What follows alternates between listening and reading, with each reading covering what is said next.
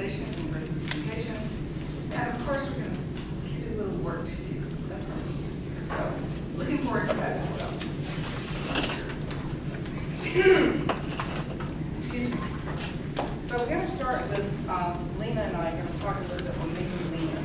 We're going to talk a little bit about the World Cafe that we did last year at the Sonoma Conference. So we're going to do a little recap of that, a little follow-up, and that's going to go right into the next presentation. After Lena, we will have Karen Snyder, who's the Dean of the Library at Sonoma State, followed by Anya Arnold, who's here to assist us with a lot of the questions that we have. So we have that in store. So without further ado, we have Lena Carroll from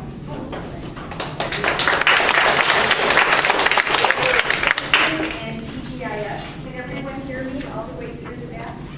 Okay. I saw a few people come in who don't have handouts, so I'm going to ask them to pass those back.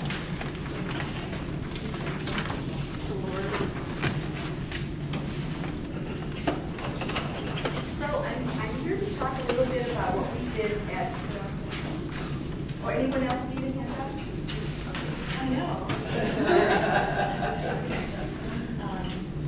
I'm here to talk a little bit about what we did last year at the World Cafe, but I have just one person I need to introduce right now. And it's just going to be for a minute or two to say something very special. And Julie Rubin, can you come forward?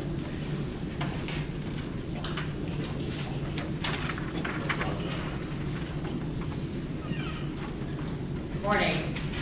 We just wanted to, first of all, thank Fresno State for their wonderful hospitality and agreeing to host the conference and putting this on, and all the people, not just I-SPIE people, but all the people who work here behind the scenes, the staff, and a lot of people worked really hard to get everything prepared and ready for us, and it's been a wonderful experience. But we especially want to thank the conference planning committee, and we're doing this now because we heard that there are a few people that do need to leave or leave around lunchtime, and we didn't want people to miss this. So we just want to thank the conference planning committee, and we'd like all of you to come up here if you would for just a minute. Everybody. Jesse, Sandra, Art, Donnell, Gretchen.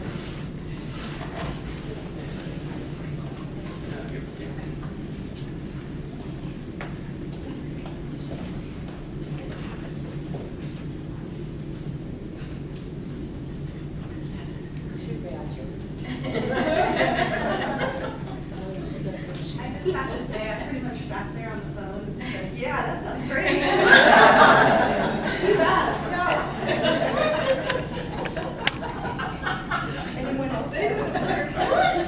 So anyway, it's really been an amazing conference, and we want to thank you for all the little details, from the very clever name tags to the theme of the conference, the wonderful guest speakers and programs that you've organized, the time you've given us to connect and collaborate with each other, which is really important, and I think we all really enjoy that part of it.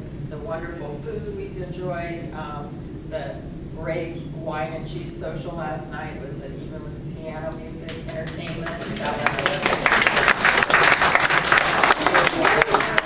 So we just have a little token for each of you, and we just want to thank. Let's give these people a big hand.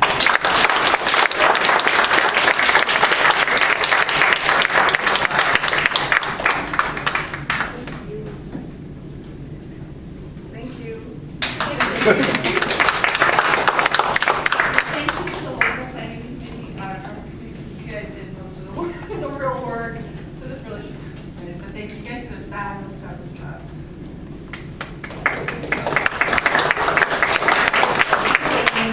Here, they. Yes.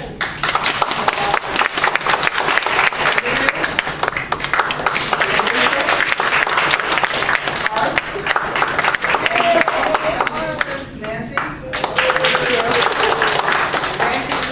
Ran an errand for me. And two other student assistants, Blog Jong and Maslin Singleton. And also to Raymond Hunt, who was here yesterday, so he'll be in and out to see him, and Chris Langer, who is not here right now. And the shuttle driver. Thank you. And that was provided by our president as a courtesy to us. And everybody else who I did not name, I didn't forgive you. There's an email coming. Don't worry. Thank you, Gretchen. Okay, I'm just here for a few minutes this morning, but does anyone not have a handout of what we've accomplished since the World Cafe? These are a few notes I called from, you can remember we had a nice turntable system that Donnell's Sonoma State librarian, I believe, gave us some nice jazz records, and we had music going.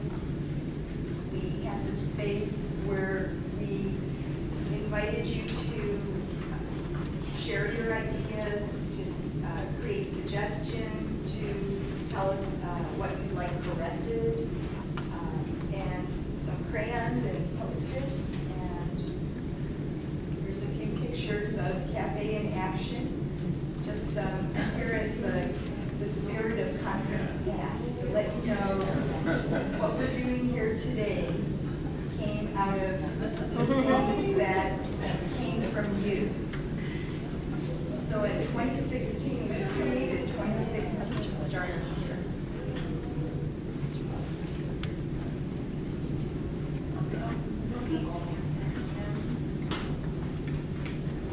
Now I know there are some new people and people who weren't there, so I hope you get a picture of what we did. We created a casual atmosphere to generate ideas, to get us to face some things that were coming our way, like the ULMS. I just needed a wine glass or something.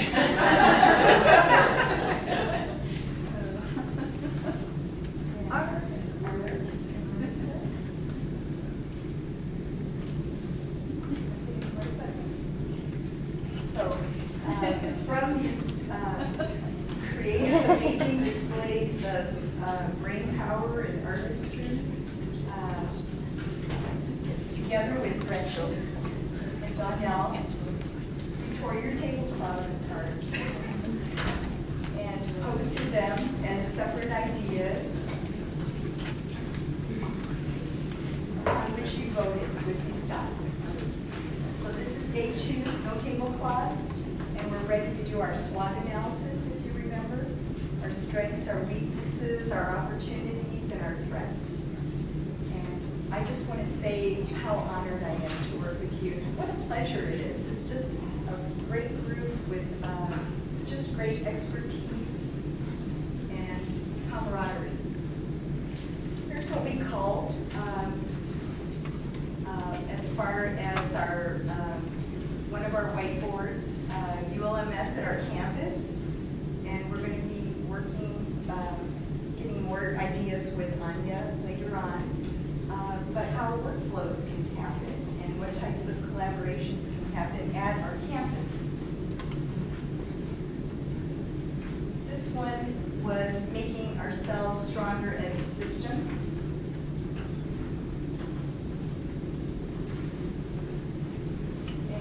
Here it is in regular writing. So you can see also, this is basically what's in your handout, so you can take that home. And I wanted to share some of what we actually accomplished and the work we're doing right now in progress, and that we did address some of these things. Some of them haven't been addressed, and some may have been addressed and I missed them. So I invite you to email me if you see something you think that we did do, and I will add it to the document. It will be posted on the I-SPIE website. So this is where we are, a little snapshot right now. So we have a designated person to support the CSU IOL collaboration efforts, a point person lined up hopefully for next summer. Training and professional development areas.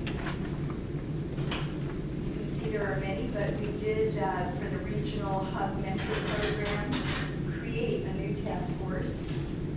Started out as the visiting committee, and then we realized we were doing much more, and so we're now the Knowledge and Mentoring Task Force. And there are sign-up sheets for all of these. If you want to join, we would love that. And it's basically trying to understand how we can create a collaborative effort to visit each other, to learn from each other in various ways. To share pertinent readings, web committee created a blog, and Chris' new I-SPIE website has been invaluable. If you haven't checked it out, put it on your toolbar. It's easy to go to. And I believe, Chris, you said you're going to be making our blogs more accessible soon. Again, Knowledge and Mentoring Task Force for IOL site visits between staff and campuses. On Tech Advances, we have IDS Logic implementation became a topic of this conference, and Mark has told us a lot about that, so we can have things we can consider with IDS as an option for us. Collection analysis and collaboration with ILL, action still required at the system level, but it's happening. I don't know how many of you are having your collections examined on campus, but I know we are, and I don't know if it's actually in terms of analyzing holdings to share, but that definitely will probably have to happen. So, data collection and usage. Provide data-driven proof that new collaborations make sense. As Michael said yesterday, how do you prove value? So the data task force was created, and statistics are being updated regularly now, and your current collaborative system-wide data mining, same thing, data task force created. So we do have some groups that have been formed. Now, effective communication, we have a new governance task force. This term was assigned to that, so we're calling it GTF. And it is to cultivate the relationship of here and everyone in this room with Cole. So we have an official mouthpiece, and Dean Karen Schneider has so graciously, who will talk a little bit more in a few minutes about that group in detail. But we're working hard and fast. I'm one of the members right now. A designated point person we already talked about, and a centralized group support desk for all the questions at the Chancellor's office. Again, our point person we hope will serve that purpose. Policies review, new policies at the top supported by, once again, data-driven proof, value. Data task force is working, and respect and maintain the unique qualities of each CSU while streamlining policies. What has to be uniform, what can be customized, and establish that. Hopefully, the GTF is going to make some inroads on that. Now, outside of the CSU collaboration policies, I didn't have anything to put on there, but if you do, please email me and I will add them. We are looking into learning more about this Cascade and other consortia work and see how it might apply to our very strong 23 library system. Okay, I think that I just wanted to remind you, as the spirit of conference past, that not only is it Friday, but also that we have done a lot since then. And we're at the point we're at right now because we worked and did that. And so we have a lot of work to do still to face what we're coming up with ULMS. We wanted to work, we wanted to be a happy situation. So we invite you to join or create a new task force if it didn't exist. There's going to be a blank sign-up sheet. And to let you know a little bit more about the governance task force, Dean Schneider is going to talk a little bit, right? That is correct. Good. Okay, any questions or comments that you want to throw out right now that you're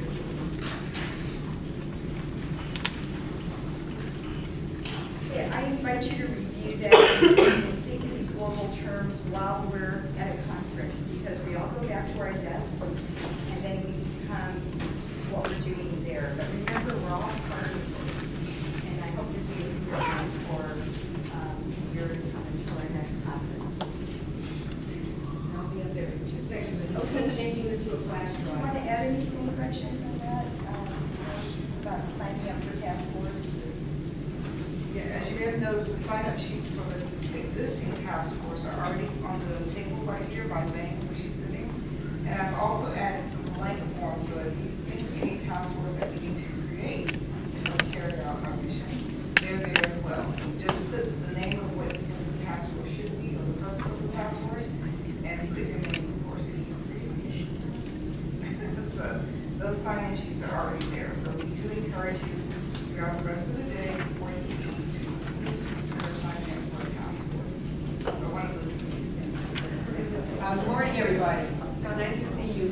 You're really my favorite community. It's lovely to share folks. You know, I was thinking this morning, sometimes there's an elephant in the room, and one of the elephants today is what happened in the East yesterday. And it just made me think about what we do as libraries and how important it is that we bring people together, that we share information, that we help make people better than they are. And that's just keep on doing your awesome, wonderful sharing things. Okay, it makes the world a better place. So I won't take up too much time because we've got a busy morning with Anya's. I would like to say I'd like the governance task force at the break. Could we all just sit around the table and chat? I'm not sure how. I'm going to try not to be driving home Bay Area traffic at 5 p.m. if I can help it. So I may skedaddle for lunch, but we'll see. So I want to give you a little background on the governance task force, since I-SPIE plays such a central role in being created. It was emanated from a group called CRISP, and I know that there's at least one CRISP member in the room. And it's the Cole Task Force on Resource Sharing in Print. Will Weston is the chair. We have completed our resource sharing charge, and we're revisiting whether CRISP needs to continue, and if it does, perhaps with a refocus on shared print, which needs some attention. But there were 7 resource sharing principles that were voted on in April this year at Cole. And they were developed by CRISP, but then round robin with I-SPIE, Access, Cole, a lot of stakeholders, a lot of people had input on it. And I think you probably saw various versions of the and there were actually 12 principles, but that's another story. I'll get into that in a moment. But the overriding principle was basically share all of the things. I think I get that slide in there. But basically to really support resource sharing at CSU scale and make us the largest public university resource sharing network in the United States. So Cole had a vote.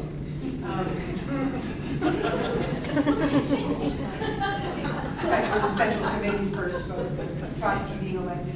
And 7 things, and in 2 hours they voted on 7 items, and there were 5 additional items, and it's not that they didn't believe they were important, but they literally ran out of time to vote on them. I'll talk about those in a moment too. So the first one, and I think Brandon told you about this yesterday, was CSU First, that we are agreeing to a CSU First model of resource sharing, which has its own implications across the board, as you know. It's pretty significant because we haven't actually operated this way. Number 2 is the chancellor's, we are asking the chancellor to commit to a position that will be primarily used for resource sharing and similar projects. I think Sharon Frick could probably fall under that, other things, training, who knows, but really, we know, those of us who work with projects such as, products such as Lint Plus know that there's people behind quality. That it just doesn't accidentally happen that we get that it works so well. I mean, not just you people, but people at Y, right? So, that we agreed that third-party products would be a local decision. And by Rapid R, I wanted to be very carefully distinguish that from Rapid. So just so you know, Rapid R is the Rapid Project's returnables project for folks. That we agreed to a resource sharing consultant, and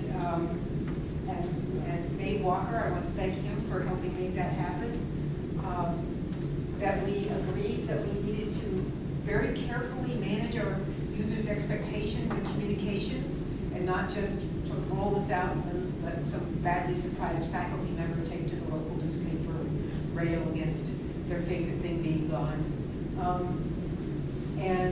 So be strategic about how we manage expectations. And finally, to establish a resource sharing governance task force. And then I believe the I-SPIE board was the one who developed the draft charge. Is that fair to say?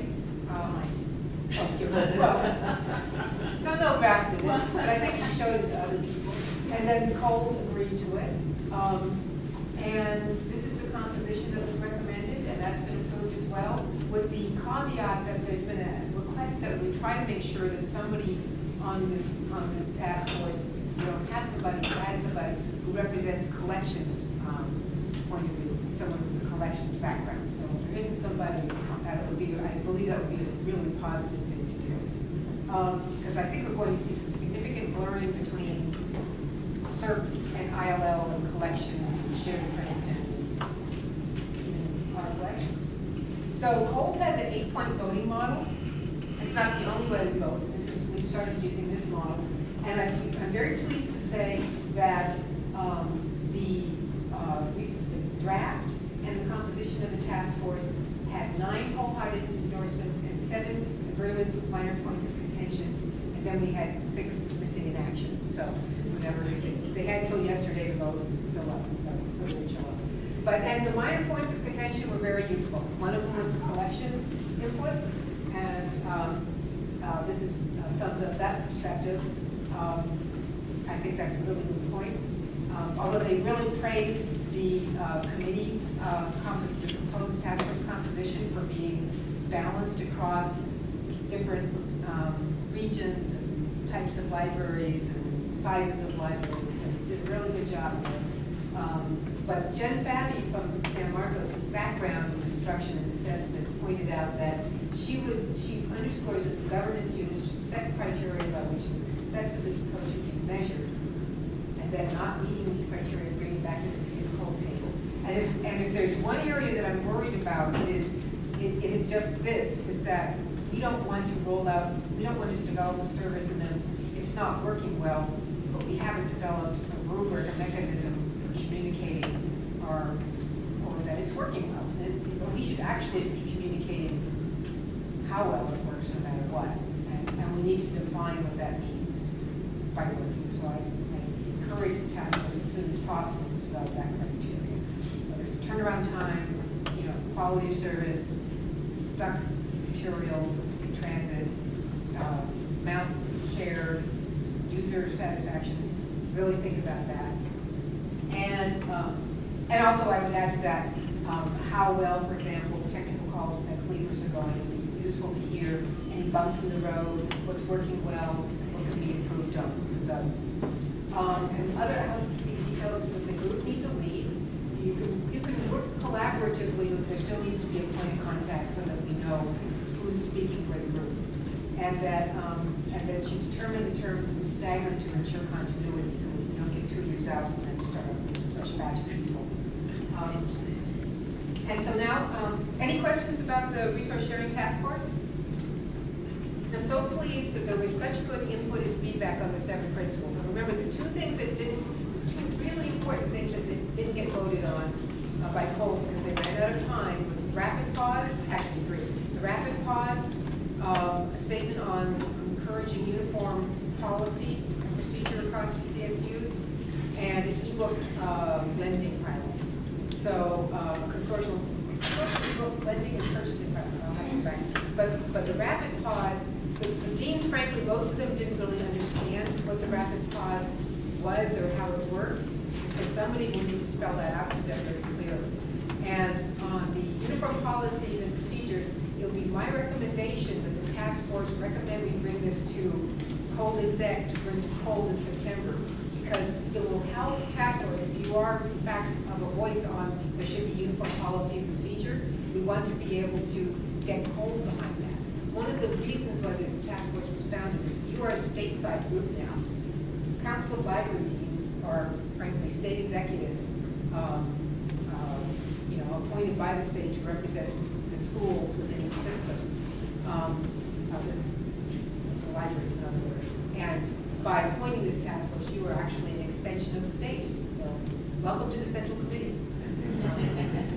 So I'd like to move on to introduce Anya Arnold, who flew from very, very far away, from very early yesterday. Yay. And she is a library consultant focusing on consortiums. She enjoys coordinating, facilitating, and leading collaborative groups to develop and implement recommendations and procedures that benefit consortia and libraries alike. She spent over 6 years at Orbis Cascade through at least 2 iterations of resource sharing systems, if not more. Before that, she was an OCLC product manager, and she is currently consulting with Ohio Link, Boston Library Consortium, and with Marshall Breeding on the library tech guides. She's a creative thinker, a lot of fun, and really one of the bright stars of library land. So, no further ado, I'll have you come. Awesome. I know.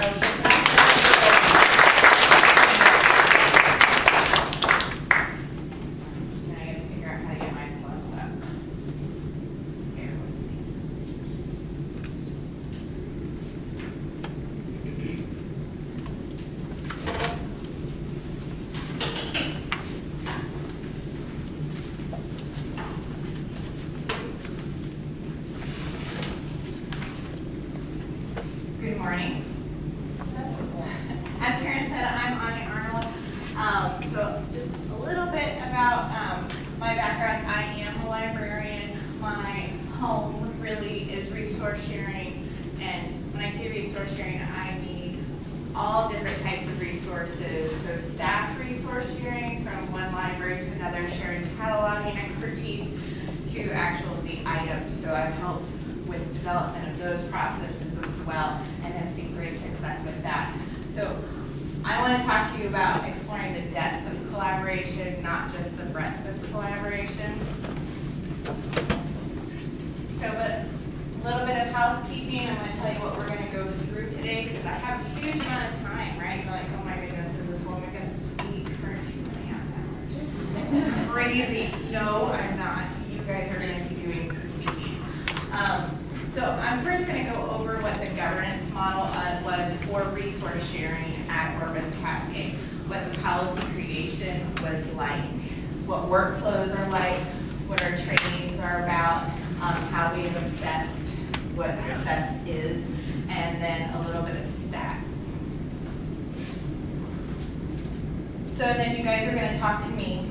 Actually, you're going to talk to each other, and I'm going to have small groups, and I would like you to work with people that you do not work with. Okay? So no people from your own schools. But the good thing is that I don't know who you work with. So if you're going to lie to me, that's fine. But I'm depending on you all to be, success, wins. So what you're going to talk about is your biggest wins, biggest drawback, biggest hope, and biggest dream for this new system, okay? I want you to think about what your drawback is. What is your hesitation? What is your cringe moment?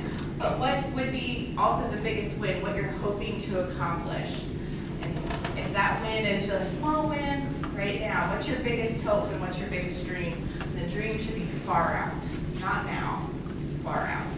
And you're going to write those down on that little Post-it note, and you're going to put them come up with some themes. Then after we do some reporting out and theming, we're gonna do some lightning talks. And this is where I want you guys to talk in that 1 to 2 minutes. It's not very challenging, right?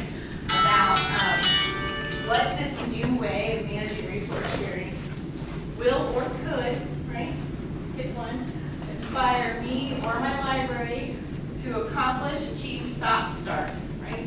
Pick one of those adjectives, the following. So then you fill it in. So that's about 30 seconds of that 1 to 2 minute thing, right? How you're going to provide that.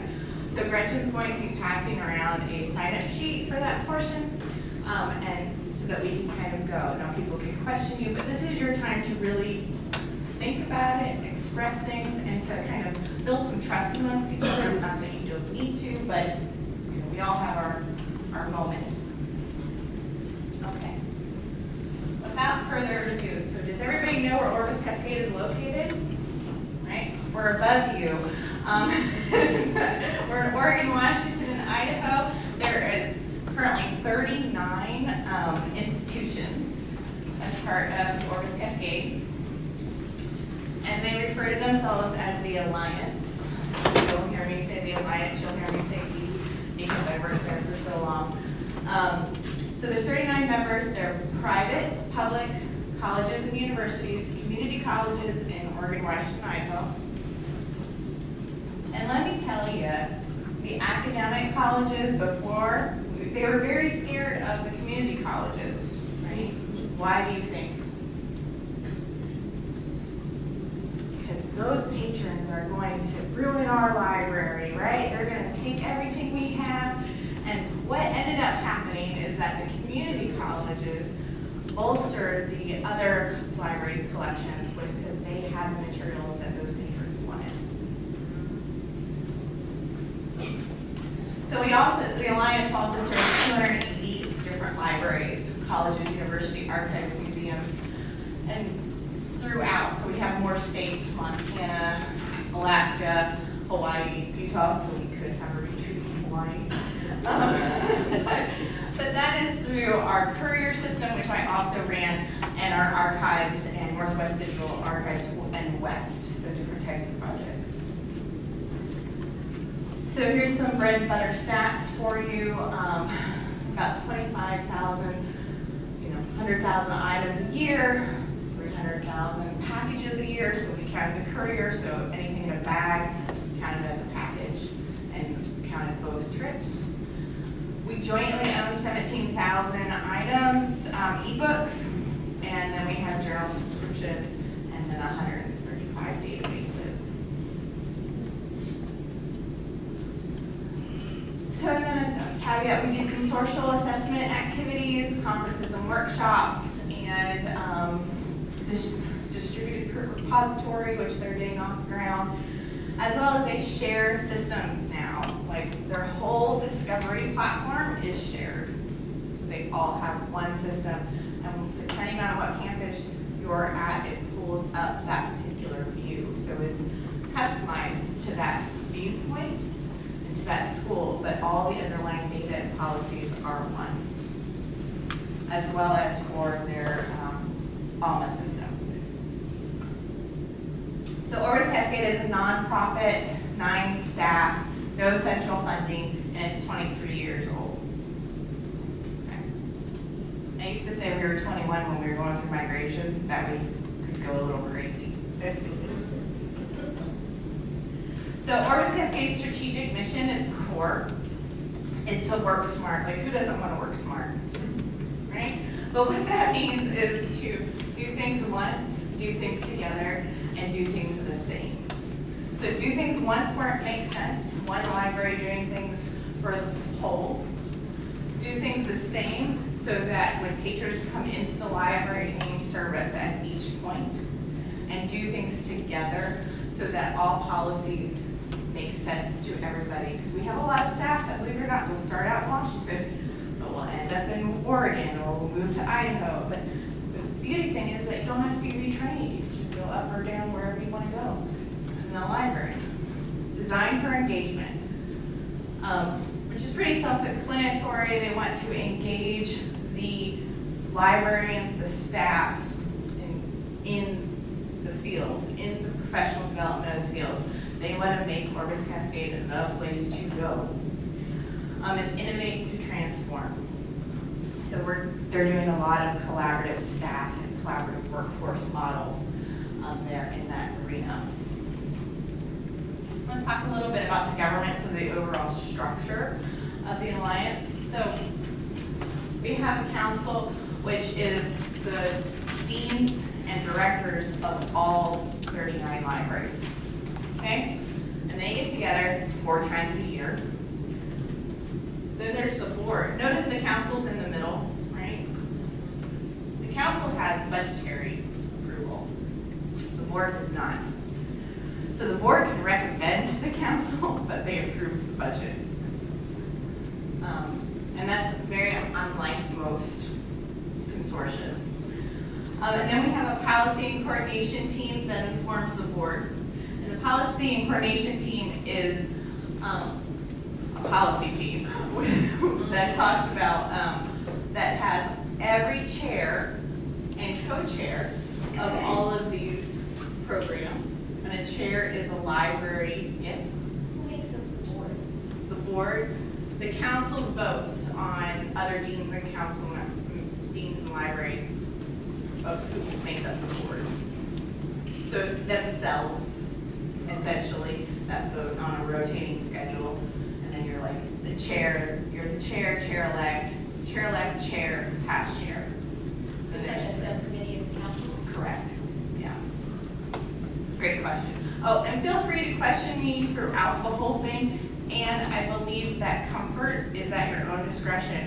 So if you need to get up and go to the restroom, that's fine. If you need more coffee, if you need to stand. So the policy and coordination. So this team meets once a month, and it has board representative, and it has council representatives, and it has representatives from all of the programs, and as well as all the program managers. So, and that's how they cross-train and see what this group is doing, what is assessment doing, and how can the discovery and delivery work with the assessment team, or how can systems work with discovery and delivery. So we have a COE, which is I-SPIE for Center of Excellence, which is any project that they don't have the resources to do, to do within the implementation, but you say it's really important and that you want it done, but they'll give you a COE. We have an assessment team. Notice it's outside of the regular programs, but it's more central. And then the finance team. And then these are programs, systems, shared content, collaborative workforce, discovery and delivery, and content creation. So what I'm going to talk to you about is discovery and delivery. Well, and how the discovery and delivery teams are formed. Now, Karen just went through how your teams are set up. So each team has 5 to 7 people. But of those 5 to 7 people, you have to have a chair-elect, and council liaison, and member at large, plus the program manager. So there's not a lot of people on those teams, right? So each of these people are staff from the libraries, okay, at all levels. You can be a librarian, you can be a staff person. We've had people that have been, a student lead on some of these teams because there just wasn't the staff yet. And then don't you have somebody from Orbis Cascade at, like, the liaison that attends these meetings? Yes, so the program manager is on all these teams. The program manager, probably down here, I should have them up there. But, so we have council liaison, and they stick around for about 3 years. That's their term, so that they can see 2 years of it, and you get to, just watch for a year. The first year, the council is not very active because they don't know a lot of what's going on. And then the chair-elect gets a year to observe, and then the chair. And then once they're the chair, they can leave after their term is over, they're done. Okay? Because by that time, they're kind of burnt out. process. So the nominations go out every year about this time, and you can be self-nominated yourself, or other people can nominate you unbeknownst to you. So you might get a call one day saying, hey, did you know you were nominated? The program managers then review the list of nominations and then go, oh, this person would make sense, or I don't know this person, and I think that their job would be really good benefit to having their expertise. So this is a way for people to gain professional experience as well, and to grow in their own library. So, and then those recommendations that the program managers give are sent to the board, and then the board actually appoints them, and they debate sometimes, and they look at things such as how often has this library participated in these groups. We don't want to always have a University of Washington person. We don't always want to have a community college person, so you want a big representative field. Okay, so these teams, though, you have to wear many different hats, okay? A team member does not represent their institution at all when they're assigned to the team. They are to think of the consortium as a whole. Does that make sense? They cannot, so what is best for the institution is not always going to be best for the consortia, and vice versa. So you have to wear many different hats. Can you say that one again, Which one? What about what's best for Which your library is may not not be the what- best? May not be what's best for the consortia. Right. Yes, very true. And vice versa. Okay? Which is why I have my kids here with all these different hats and all their different personalities. But what's good about that is that may not be good, it sparks conversation. Okay?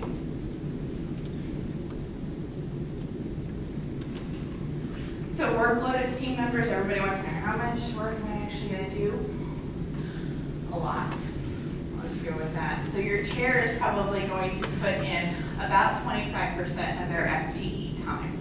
That's a huge amount of time. Okay? Now that doesn't mean it could be less, it could be more, but that's a good average to go with. The rest of your members, maybe anywhere from 5 to 15%, but the chair gets the bulk of it, like everything. Okay? But what's important here is that the institutions allow those team members the time, so that it is never extra work. Those are like evil words, right? It's not volunteer work, and it is not as time allows. This is important work that you're doing. It should be part of your formal tasks, and it should be part of your own review process, your own tenure process, whatever you're doing. That's what it should be a part of.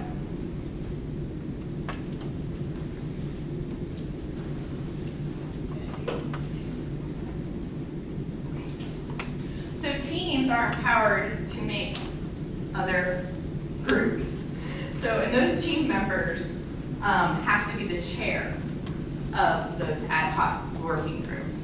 And those ad hoc working groups have such tasks such as, policy creation of one certain thing, or to review a policy. Why isn't this policy working? Why isn't this workflow working? What else could we do instead of this workflow? But the task must be doable in a strict amount of time. And if it's not, you say, we failed this task. And that's a good thing. Failure is good as long as you fail up, right? As long as you learn from that failure and move on. And it's okay to fail. So each institution, here's where you can wear your institution hat, is the board or the dean of the library appoints a representative to that program, okay? So they're the ones that actually get to vote on policies. They get to vote on, I accept this rota position, okay? They're the ones that get to do that. They are also responsible for making sure that the information from the consortia actually gets disseminated amongst the library and is understood. And if not, sent back and say, hey, we don't really understand this. So it's really important for the libraries to keep engaged. Okay, so enough about how it's formed. Here are some of our policies. They're very basic, okay? But every single library has to agree to these in order to be members of Orbis Cascade. Because Orbis Cascade was founded in resource sharing, so resource sharing is the core principle of membership. So who's covered, right? All students, faculty and staff can be retired, and a few special patrons, so those your visiting faculty, are covered. So that means that you, as long as you're a student, as long as you work for them, you have rights, summit rights, that's what they call their borrowing system, in the system. So that's who's covered. Pretty broad, right? What's covered? All generally circulating material, period.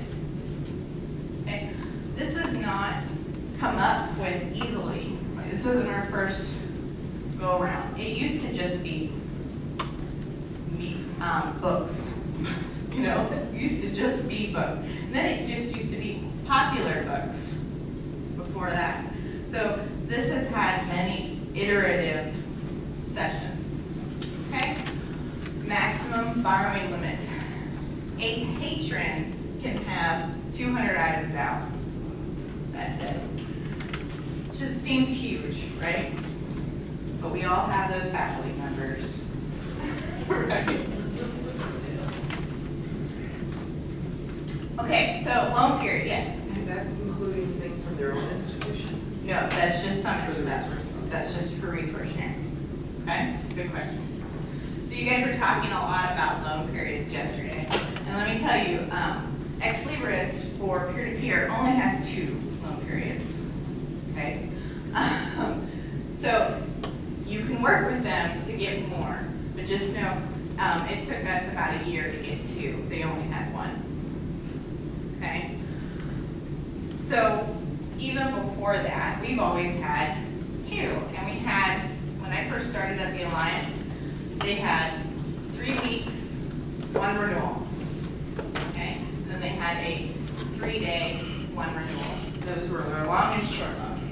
Wonderful. When I started the Alliance, we were transitioning from InReach system to WorldCat Navigator system for their consortial borrowing. WorldCat Navigator can't renew. Okay, so what do? So we looked at all of the data for all of how many times that an item was renewed or requested in succession by the same library, because you can't go to the patron level. So we found out that everything was renewed once. Okay? So we just said, all right, so we'll just extend it to 6 weeks and 6 days. Okay? And it seems simple and seems very common sensey, but this was a huge change. This was a paradigm shift. This was the world was going to end type of change. This was not pretty, and I was, yelled at a lot. How do you know, you're so new? They all survived and they all love it now. And so we still get the questions, well, what happens at the end of that 6 weeks and I still need it? And the overwhelming response is request it again. Another library will provide it. So we do not do recalls. And the reason why it said no direct recalls is because in InReach, a patron could recall an item. So we're like, oh no, that's not going to happen. So a staff member can actually recall an item. But I tell you, through looking at statistics for 6+ years, no one has ever used a recall. No staff person. Okay, competing need. This is another hot button issue because a hold is actually placed on the record within the system.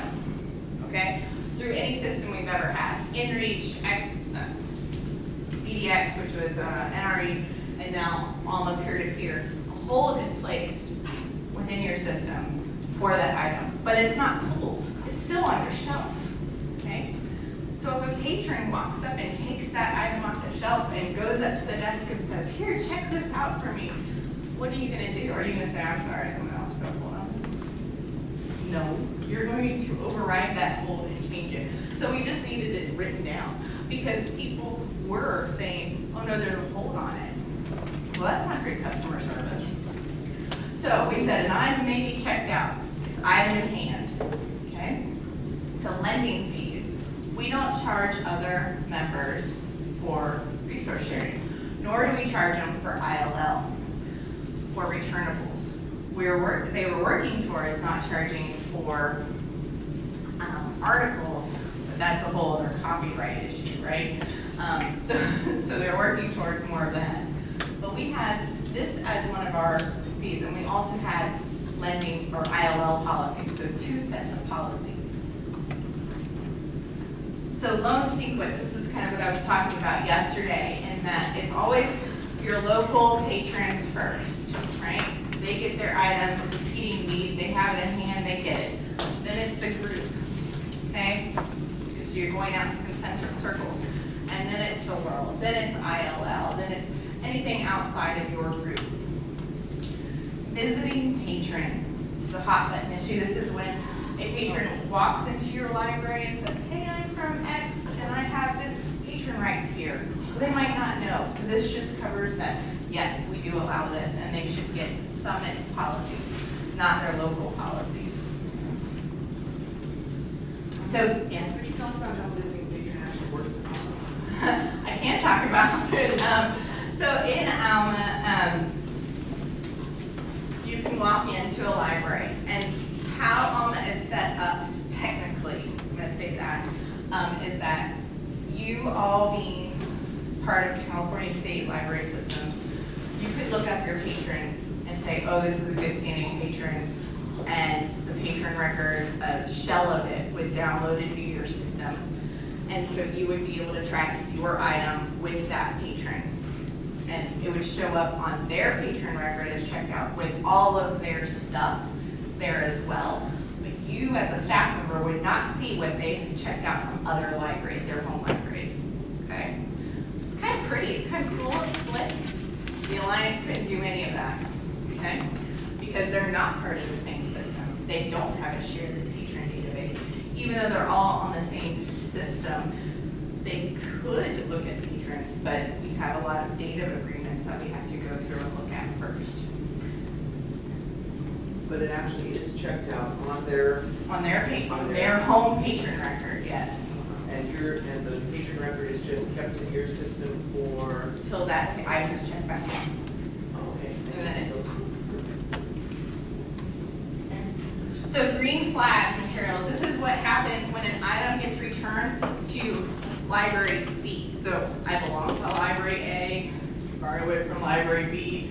You know, I just happen to be on vacation and I'm near this library, so I'm gonna turn it in. So library C has no idea who this person is or what this item is. So they just put a green flag in it and say, this is the date it was checked in. They send it back to, who do you think? The owning library, right? Because it has the directions on it to have the owning library tell the borrower to check it in, so it doesn't go against the patron record to say that it's overdue and they don't get charged. But it goes to the owning library because there's an owning stamp on it, and it's easier to find out who owns it than who borrowed it. Okay, fines and fees, okay? So even though we don't charge each other, what happens when an item is damaged, what happens when an item is lost, what we did is we found out that through research of how much it costs to replace an item, that the average cost for the Alliance libraries was $90. Okay? So on our Summit band, we have, you know, the patron's going to be charged $90 if they lose it. Okay?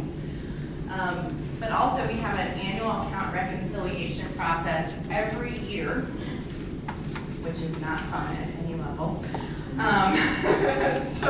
So what happens is that all the libraries send me a list, or they send the resource sharing programs manager a list that says these are all items that I can't account for that were checked out but have never returned to me. And then you collate that list, and then you have everybody in the whole Alliance certain for those items because we have found that 75% of them are in some other library. So, and then at the end of that, we still have this 25% that are truly lost. Okay? Those patrons can be charged whatever, we don't care. What happens is though the libraries, since they're public libraries, you have to make a collection. Okay, it's not just good enough for tax purposes. So they're getting public funds, you have to be good enough to try to collect on those funds. So we said, okay, we have this $90 fee, well, the Alliance will be the bank, and so we'll do a net fee. So if you lost 5 items of hers, but she lost 10 items of yours, you would actually end up not, those would cancel, 5 of them would cancel out, and you would owe the Alliance 5 times 90. And then I would pay her that 90. Does that make sense? 5 times 90. So, easy math, kind of. All right, course reserve. No items on course reserve are lent on resource sharing. Done. Okay? And then return it clean. Who has opened a bag from the courier and oh my goodness, there is just notes and Post-its and papers all over the item. Yeah? It's disgusting, right? But you return it clean, so you take everything out except the book band or whatever it says to send it to you. I know you guys have a certain type of courier where you just put it in. We manage our own courier. We had to have a book band and put it in the bag, so that was the only thing we wanted it to come back in. Yeah. So your courier, it's owned by the Alliance or developed No, by them? I managed the courier, so what that meant was I wrote the RFP, I contracted out with a specific courier, and then they contracted with drivers, and we also had part of the RFP restrictions on that. And I'd be more than happy to talk to you about that. The Alliance, or I, provided the bags, and they were all labeled, Summit, Borrowing, or ILL, because we served other libraries, not just Summit libraries.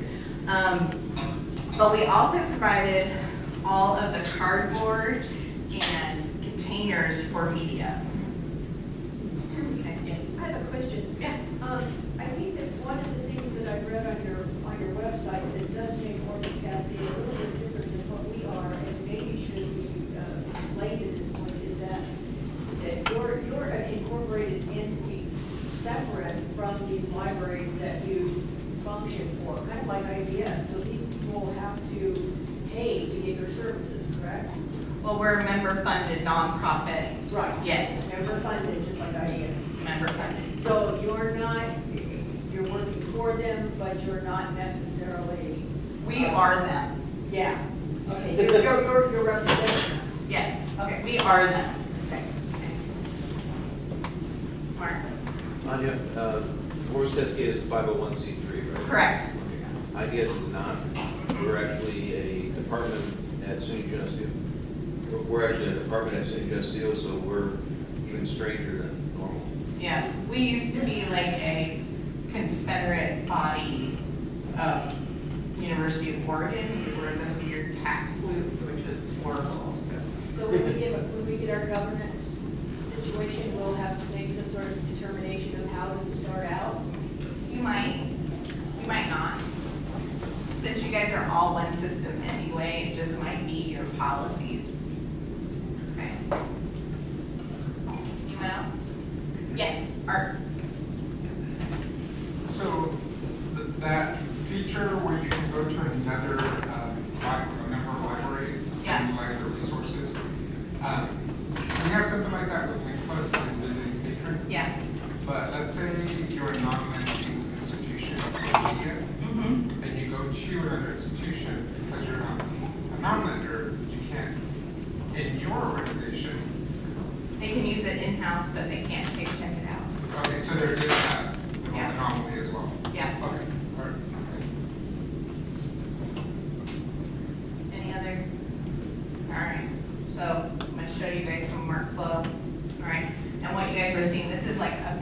peer-to-peer workflow. We're gonna start out with discovery because that's really where it counts, right? So this is me, I'm searching.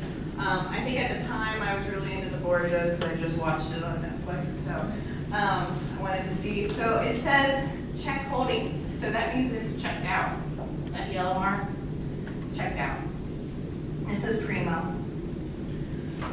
Okay, so it says I can, it's out on loan, place summit request about 5 days or document delivery. It also says Summit Library 6. That means that 6 of the Summit libraries own this item. Okay. And then I can see which 6 had this item along with mine. So it's checked out, it's available. I think recently now they have actually call number information and first level summary information. Okay. So I decide to place a request, a summit request. This is the entirety of the request form. That's it, okay? There are 3 things that a patron needs to fill out. Okay? They need to do the delivery location, and it's just the delivery location of your home library. Now, there is the other model that you guys were talking about fulfillment. There's a way that you could go into this pickup location and drop it down to what specific library and their pickup locations, okay? That's why it's not a ROTA, because they can choose who they want, where they want to pick it up, okay? They can put in a comment, oh, I only want it if it's this, and volume. So how we solve the volume issue, because only places the hold on the bib level record, not on the item record. We say, if you're going to request a volume, you have to, for each volume you want, you have to place a separate request, and not 1 through 4. You have for every one, so you have to be committed. Right. And then, so it says 1 request per volume. Yes. So going back to, so this is about pickup location, not the patron saying who they're gonna get it from. It's just marking, so it's like pickup anywhere. Yes. Okay. And is the comment required? Is that No. part of the old? No. So what's required is as a pickup location, it can be defaulted to the right one, it can be defaulted to a blank so that it has to be filled in. This is not needed and this is not needed, okay? We skimmed out so much out of this request form that it was ridiculous to get it this clean, but it is that clean, yes. So just to clarify, so this is the peer-to-peer, you're doing not the direct request about the ROTA thing as well? Correct. Right, okay. Yes, so we do a ROTA because, all right, in the Alliance, we have many different types of libraries, public, private, ACRL, community college, all right? They all get a little testy every once in a while, right? Oh, I'm doing way much more than you are. So we wanted to like kill that, okay? So for every item borrowed by a particular library, that library has to lend out an item so that it's a ratio of 1-to-1. Okay? That means that there's no net lenders, no net borrowers. Okay? Yeah. Does that actually work? Yes. But it also means that whoever's in charge of the ROTA has to adjust the ROTA periodically. And you can't do it, you can't switch it to just 1-to-1 right away. It has to be a 1-to-1 over time.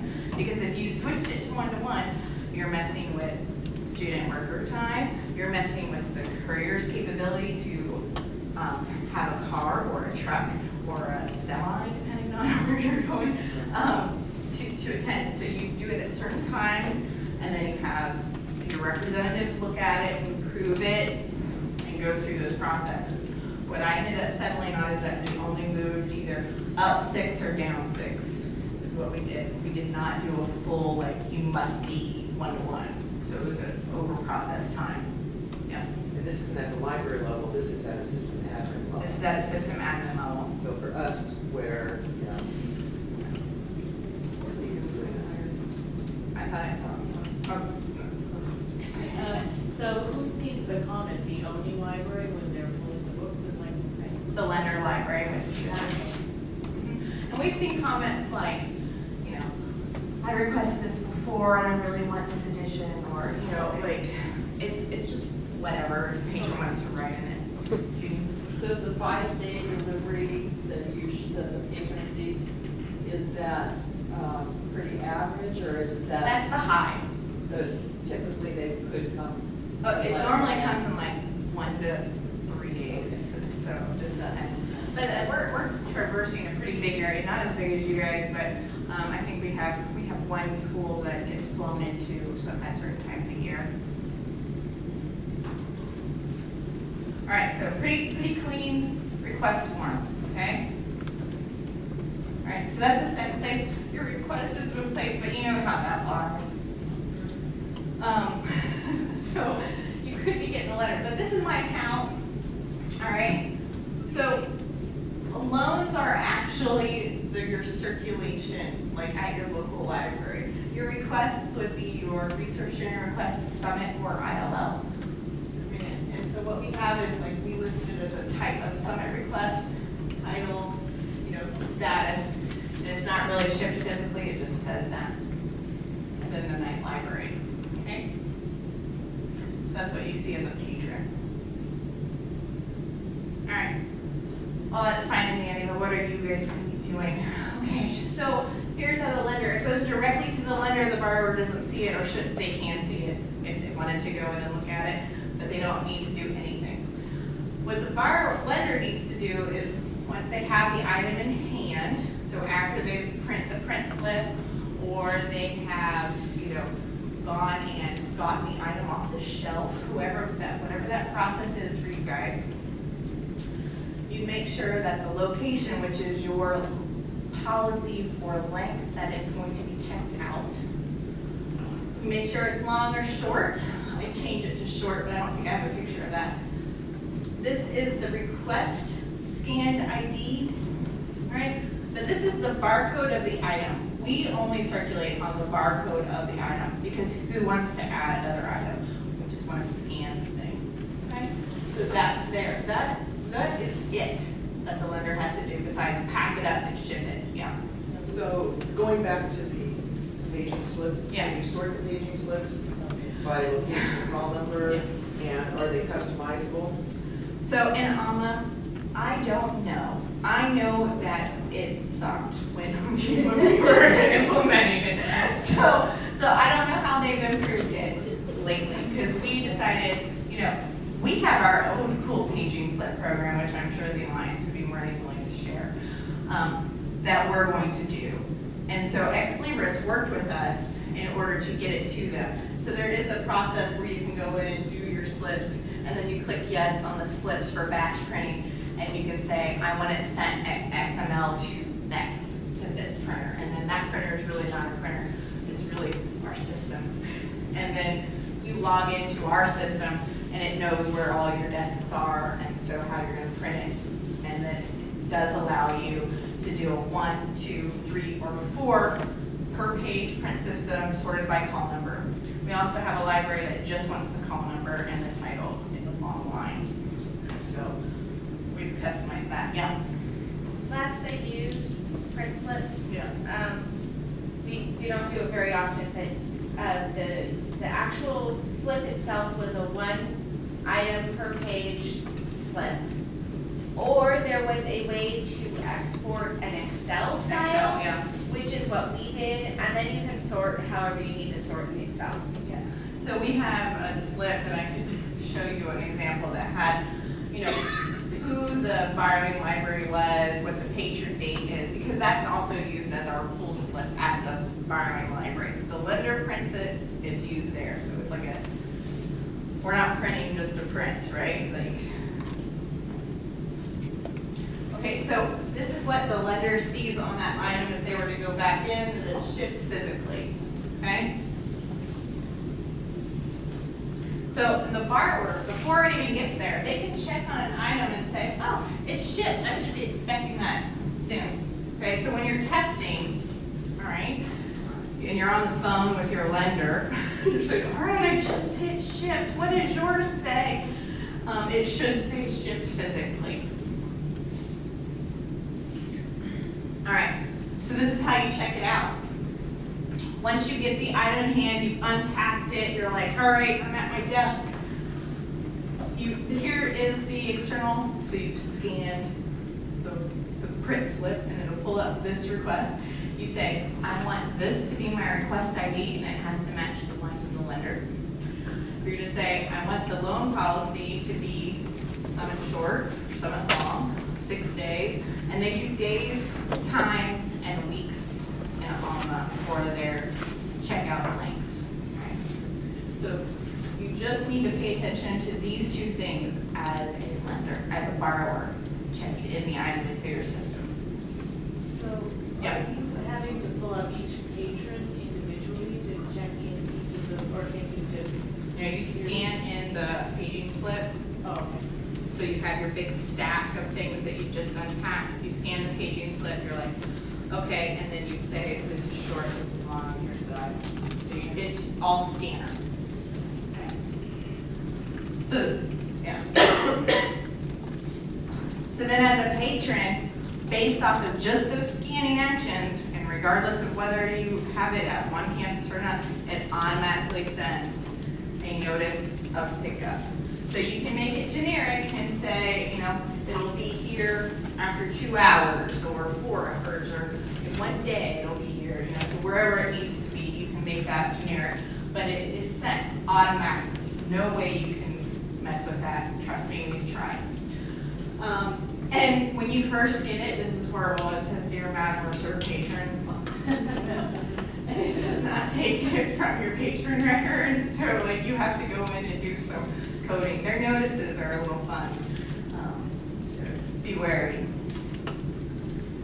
Okay.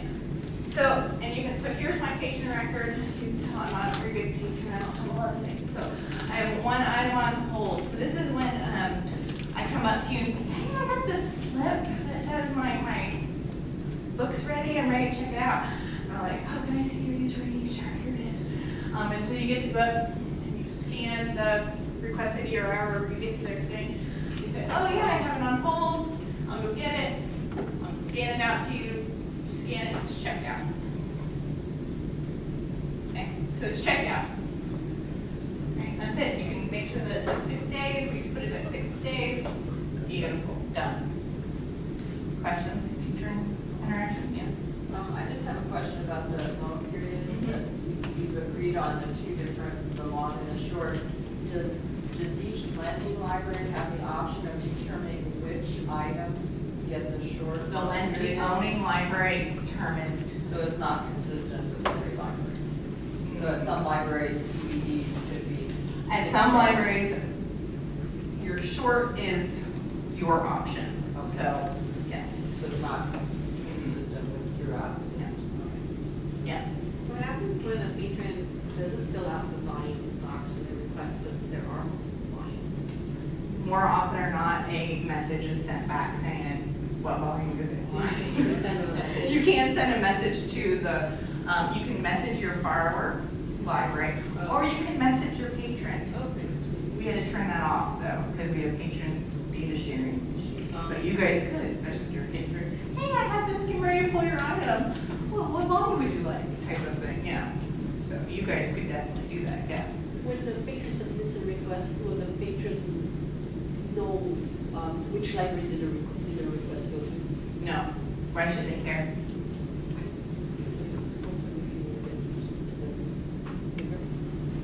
Well, we have a courier system though that would get it to them, you know. Yeah. How do you deal with high-value insured items? Being transported on the courier system, our courier is responsible for anything in a ship status. They are responsible for it, and so they have to do the full cost of the replacement value of the item. That's what I worked out in my contract with them. Is that specified at some point by the lender? The higher value? Only when it is lost. Okay? I'll give you the options of messages, not text. Sometimes, yes. Yes. To the patron? To the patron? Yes. Yes, they do text, SMS, yes. Yeah. Their printing capability is not really good for their receipt machines, so they actually do better with texting or emailing to the patron than they do with actual printing of the receipt. Was there another? Yeah. Okay, for the courier, when it's shipped, Yeah. and it's missing, Yeah. okay, what happens? Is the courier responsible? Yes. Okay, if they can't prove they delivered it, then Yes. they are responsible for paying.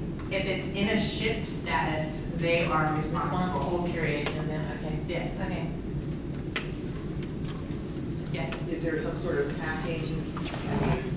Well, we It have goes a into bag.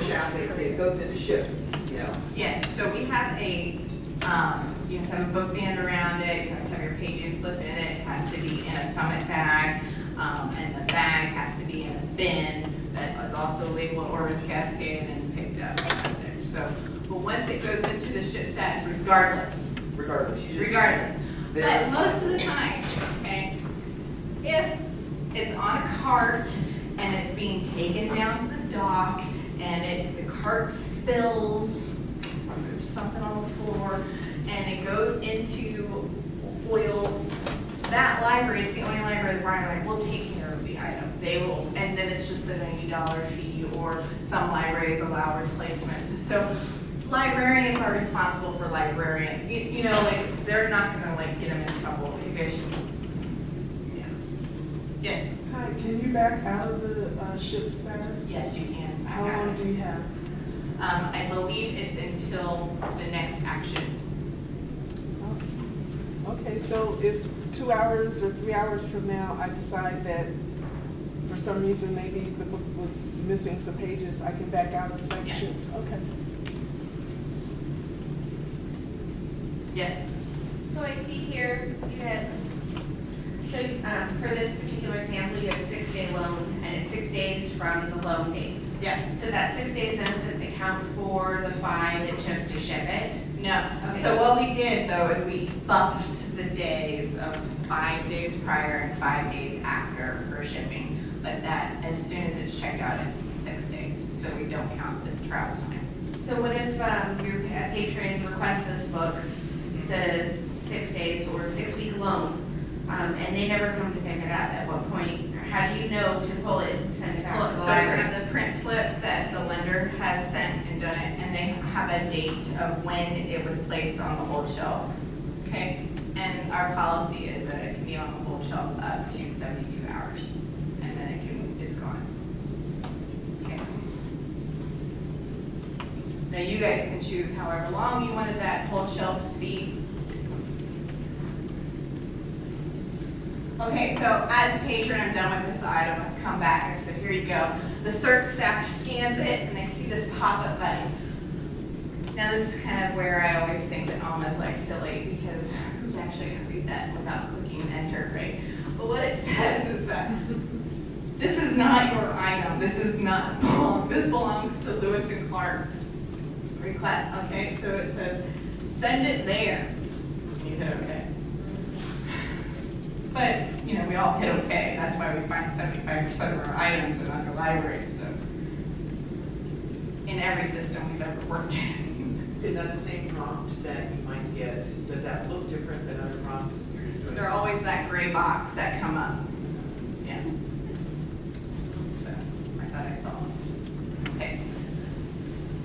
So, even though you've turned it in from the patron's perspective, that is just taking it off the patron record. Okay?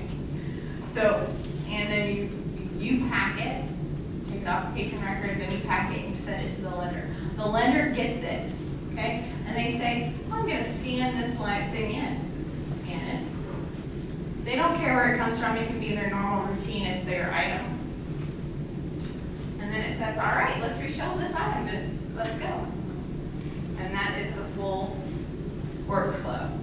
Yeah, So we have survey events per day. yeah. Okay. I think they're gonna hand you a To line. one, okay, and we found stuff up in stats. If you solve the issue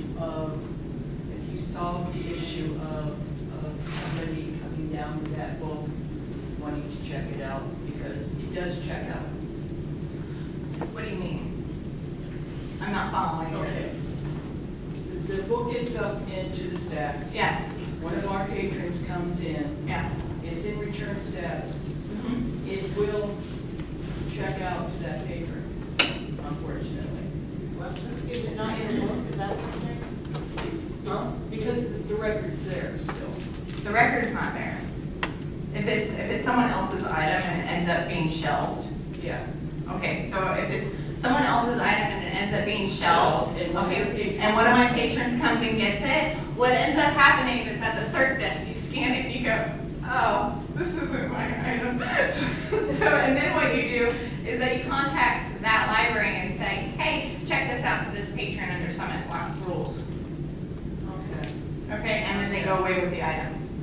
And then hopefully they'll bring it back and it'll go back through the normal process. Okay, So you don't take it from them and say, no, you can't have this because this isn't really my item. You just, you know. No, I'm not saying that, I'm just saying it is capable of checking out.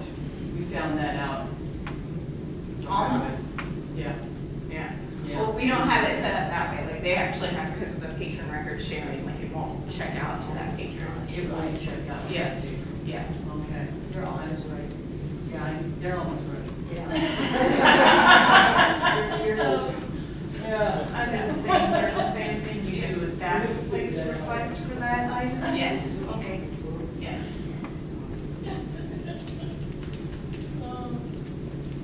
But you want to make sure that it's that borrowing library. So as a staff, you can kind of in and tweak it to make sure it's that owning library, but you don't really, it's easier if you just call that owning library and say, hey, I have this barcode, this book here, you know, go ahead and check it out to me under some rules, or go ahead and check it out to this patron under some rules.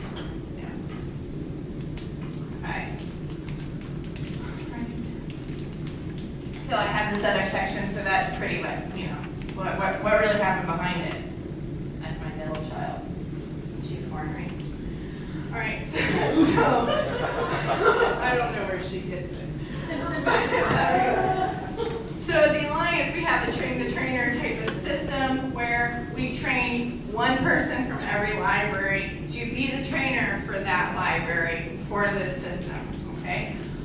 But that also means that we need to make sure that that trainer is up to date on everything. So we have open web meetings every month about every Alma release and go through it with an eye towards resource sharing and how it will affect resource sharing. We do documentation sharing, which I'll show you a sample of. We have topic-based calls that are open to every single person that processes Summit items. So your student workers, your staff, your librarians, anybody involved, they can attend these meetings.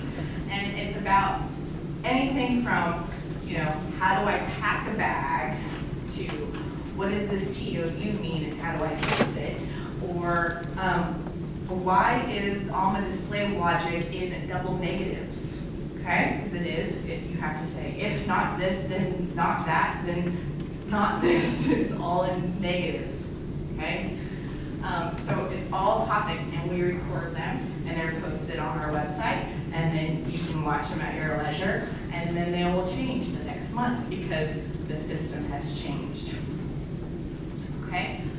We, at the Alliance, monitored every support request made via Ex Libris, okay? Which is awesome and not, because I would see every request form. And, you know, there's only so much change that you can throw at somebody before they break, or almost so much work that you can throw at. During the implementation, we did have people that were very negative to the Ex Libris support people. What does that do? How does that help you? It doesn't. It makes Ex Libris support people not want to help you, so don't do that. So, the Alliance also monitors all the support so that comes in, so that we can make sure that support questions are being answered in a timely manner, that the question is being asked in a way that Ex Libris can understand it. They don't know your policies. They don't know how you're set up. So when you say, I can't get Y to work, they might not know what why is. It might be in your own lexicon and not in their own, because you've changed the label name on something. So you need to be able to speak in their language so that you can help them help you faster. Okay, we do this weird thing called click guides. Okay, it's pretty self-explanatory. Every time you click on something, it's written in bold what you do. Okay, here's an example. Right. So in all select receiving items and the component resource, select the barcode identifier. So every time you use your mouse, that's what the action is. So if you go through the process, that is exactly what you write down for your training. And believe it or not, it makes it really easy to hand that click guide to your student worker because it's exactly what they need to do. And nothing else. No explanation, no nothing. Click here, do this. Questions? All right. All right, you're gonna ask me, was it worth it? Here's my puppy, she's no longer with us, but but I found the picture. All right, right after implementation, this was our first group. We went cohorts. We had 6, 11, 10, and 10. Ex-Libris no longer does cohorts because we killed them with it, right? So you all are going to go live at the same time, and you guys will probably not like it, but just know it could have been worse, where half of you would be on it and half of you would not, and you'd have some sort of joiner system between them. Trust me, that was hell. And what you're going through will be your own version of hell, but it'll be great. So, Marylhurst is one of the first 6. And you're like, well, why was Marylhurst? This is a tiny school. It is very tiny. There's one staff member of the library, okay? They were in the first cohort. The reason why? They were ready. They had, their one staff member had a great technical expertise, and the board was gung-ho. So they went first. They were one of the 6. We also had Western Washington, University of Washington, that's 3, Willamette, 4, Tom, I forgot the other 2. Okay, so such difficult work is typically invisible to we users when the performance improvements rapidly transforms and our adaptive brains to minimum expectations. And I think that is a huge thing, that huge things that we're talking about, that you guys were talking about last year, become our minimal expectation of what a service should do. Rather than victories of design and negotiation that surely they must be. And I love that quote, so that's why it's there. So Whitman was also one of them. Wanted to say how fantastic it is to not have to do a barcode every time. So there was 3 barcodes that they had to scan, now they only have to scan once. So thank you, it's so simple, but it makes a huge difference in their workflow. All right, I love this one, because you know how reference librarian staff is. We just showed a new summit to reference systems, they loved it. They think it's a huge improvement and very intuitive. So that was, getting that from your reference.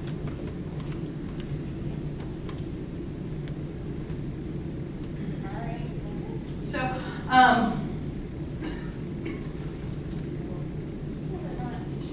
okay, whatever. Stats. We'll talk about stats. All right, stats are your bread and butter for any type of change, okay?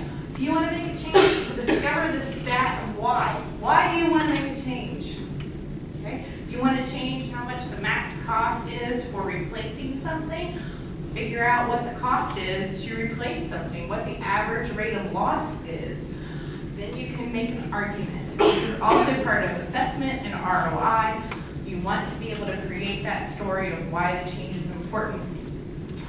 So we collect number of patron-initiated requests because staff initiate requests, and we don't want to count those because that's normally when there's a problem. All right? We count reasons for no non-supply per library. We don't want libraries to be on vacation and just hit non-supply. Right? We want them to be able to supply the item. So if it automatically is a non-supply, that's great, that means it's checked out. If it's not an automatic and they've selected a reason, add the bindery, you know, not missing, we haven't updated our records yet, we couldn't find it, all those things. Those are great reasons for no, but not when it's just a generic reason for no and you're seeing a pattern. Okay? Number of received items by Farming Library. So this is where you could say, oh, 20 items were actually shipped to me today, but I only received 10. Is there a missing bag somewhere? Do I have to contact that courier and go, hey, what's going on? So, all right, number of items shipped by the lender per library. So you compare those things. Then borrow to lender ratios. This is really my bread and butter words, how I figure out if there's a 1-to-1 ratio and how far we're away from it. Yeah. Does it have the statistics of how many are actually checked out? Yeah. It does, so that's Yes. great. And you can go pretty far down in the analytics menu. And since I am no longer employed, I cannot pull it up and show you guys how far it goes. But it is very intuitive, and you can create so many different levels of stats because it is in business objects, and you can pull and push. The key is, though, is to write exactly how you came to that statistic report so that it's replicatable and repeatable by any library. Okay? And you can put it in a shared folder that any of your libraries could look at so they don't have to recreate it, but it would pull their data. Okay? Questions about that? Yeah. Well, can a library go non-lender if for something So, yes and no. All right. I was talking to the gentleman back here and talking about the flood in his library. And so, of course, everybody's like, oh, you can go non-lender for that because that's going to be a while. My rule is that you had to be closed, no staff in the library, items unaccessible for more than 4 days before I would take you out of the rota. Otherwise, you were in rota. Yeah. Just to explain a bit more about this borrowing to lender ratio, in other words, if you fall behind on lending, how does it affect your users' ability to? It doesn't affect your users at all. Okay. No, it doesn't affect anything. It used to. So in what's it called, VDX or NRE, OCLC really wanted to provide this 1-to-1 ratio because they're like, this is what we want. And really NRE was created for the Alliance because we had to get off of NRH and we needed something to fall back on. And so they created this and they're like, oh, we can provide this automatically 1-to-1 ratio. And what it did is it punished you, right? If your patron, if you had that one patron that requested like a zillion items on day 1, on day 2, you got pretty much every single request that came into the system for you to provide, okay? It was horrible. And so you would either be drowning in requests or there would be a desert, you know, like you were sending your student workers home. It was horrible. So then we tried like a monthly automatic thing, which was even worse because then the courier couldn't cope with the dramatic swings. So that's where we came up with, we'll just go back and set it manually, and it's worked. And we switch it every 6 months, and it is like only going up a few spots and down a few spots so that it's not felt by the staff or the courier. All those pieces work together. But your patrons are never affected by it. You want to encourage your patrons to request. Like I always tell the people that are at the bottom of the rota, you know, hey, what's going on? Are you not talking to your patrons about something requesting? You know, this is an awesome feature that you're both We're fine. Yeah. How long before it moves on to the next library? We have a 24-hour time, and I'm going to show you we have a daily, weekly, and I think monthly queue list that we have to go through, and what you have to look at. Did you have a question? I was just curious if you could say what the main, most common reason for non-supply is overall. It's the automatic one for being checked out or missing it. checked out though, it wouldn't show up as available, would it? Sometimes. There's like a period of time where it, yeah. Oh, right, okay. This 24-hour weekends. Yeah.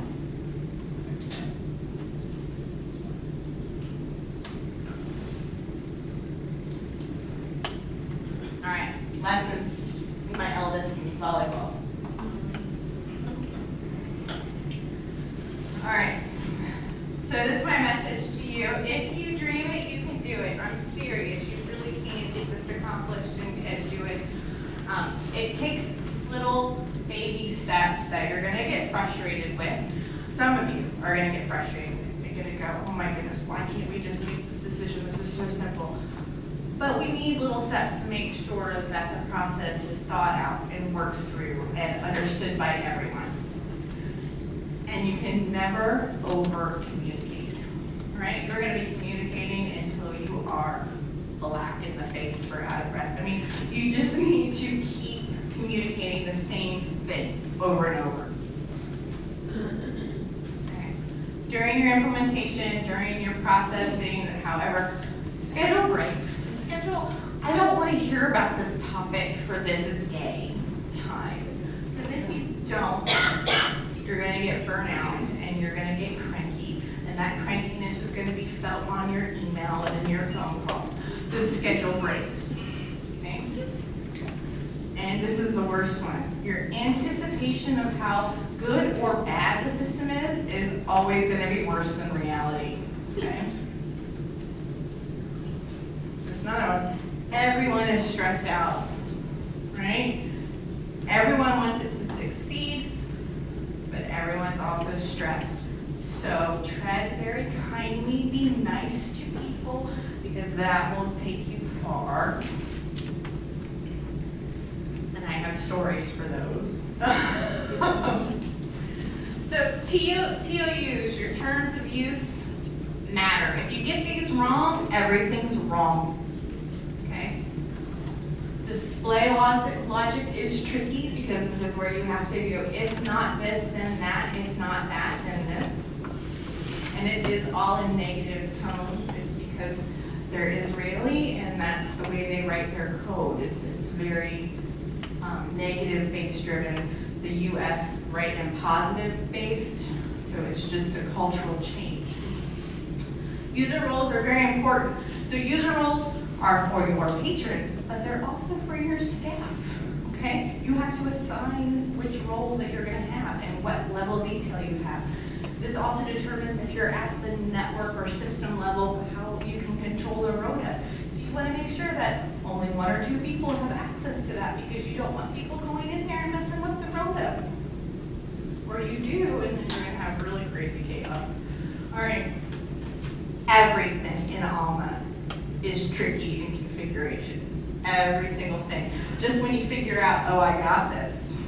You don't have this, let me tell you. And it changes monthly, okay? Not huge things, but little things that trip you up. So you have to always be on your toes. Why? Why does it change monthly? I know. Because they're updating it, they're improving it, they're fixing bugs, but what they don't really have, I don't think, is a good quality assurance of when they fix something. It might tweak something else and then go, oh, I'll hot fix this the next week after that. So they're working on it. Is it terms of use, is this at the campus level, or is this the system level? It's all levels.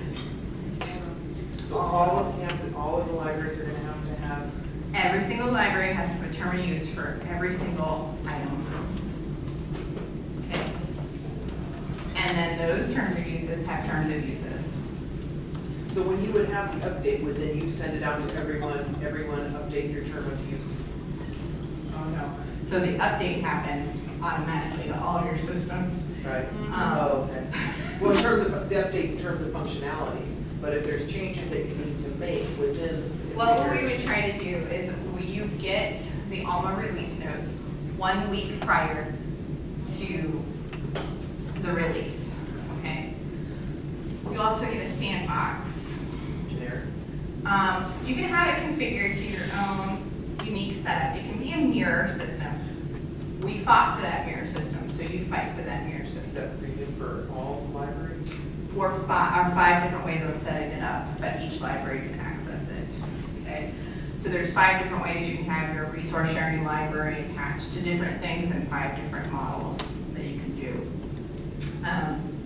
That all work together, that you can still have the same policies and all that kind of stuff. We fought for it and we got it. The only thing it cannot do is what the patron sees, which is the most important thing, right? Because Alma is not Primo and Primo is not Alma, and they were not built at the same time.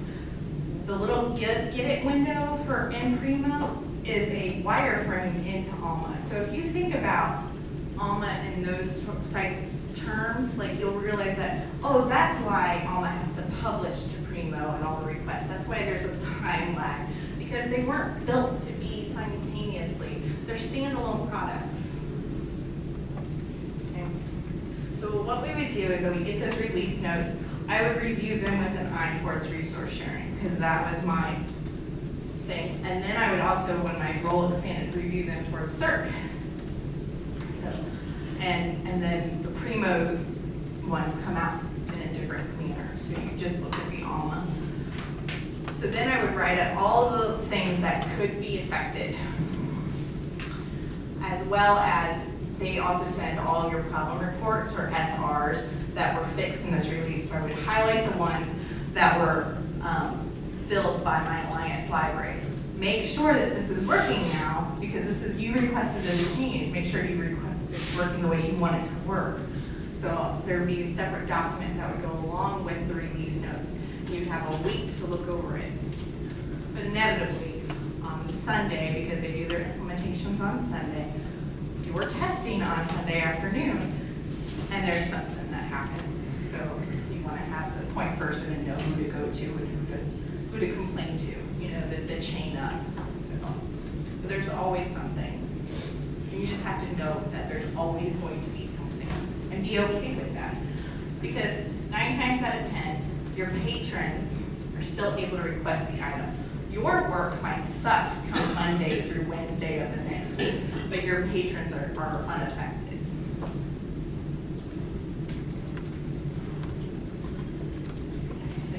Here's one of my things. There's only so much change you can throw at someone before they break. Remember that, word slip by. I've been in my office crying because, oh my goodness, this whole thing's gonna go down. And I'm not a crier, all right? Like my husband would say, you're the coldest woman I've ever met. I am, okay? But it gets to you after 2 years of change, okay? Positive, here's a key one. Positive but not blind viewpoints will take you far. If you can't make a positive comment or criticism, don't make it. Remember what your mom taught you, okay? Because if you're just going to be negative Nancy, sorry if anyone's saying Nancy, like you're going to get that reputation. I'm sorry. Sorry. You're probably not that negative, right? So, but you're going to get that reputation if people are going to stop listening to you. You have a valid viewpoint. So keep your valid viewpoint and spin it.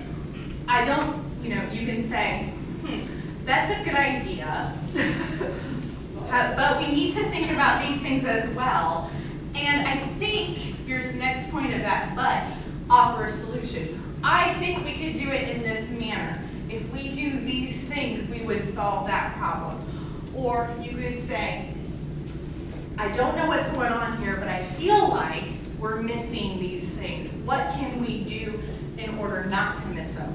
Don't just say, well, that's not going to work. Why? Why is that not going to work? And there needs to be someone in the room to call them out on it. You need to say, someone's being negative. That's a great point of view. How can we fix that? What's going to happen there? What can we do to make that better? put it back on the negative person in the room. I won't say negative Nancy now.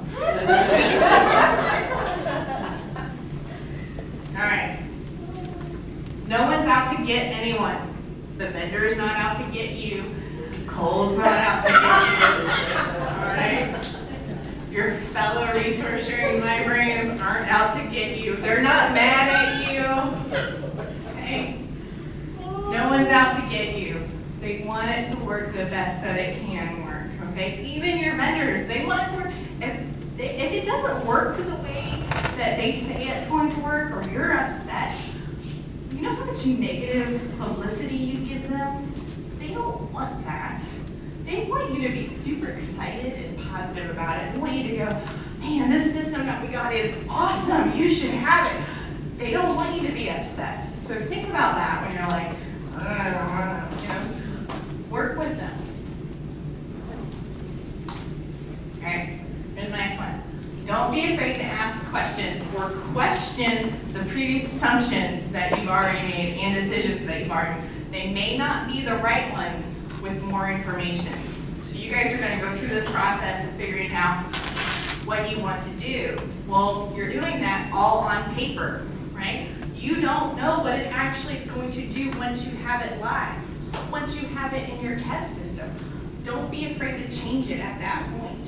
Don't be to say, we were wrong. Okay? Good one. Yeah. What? So that's a good one. Yeah.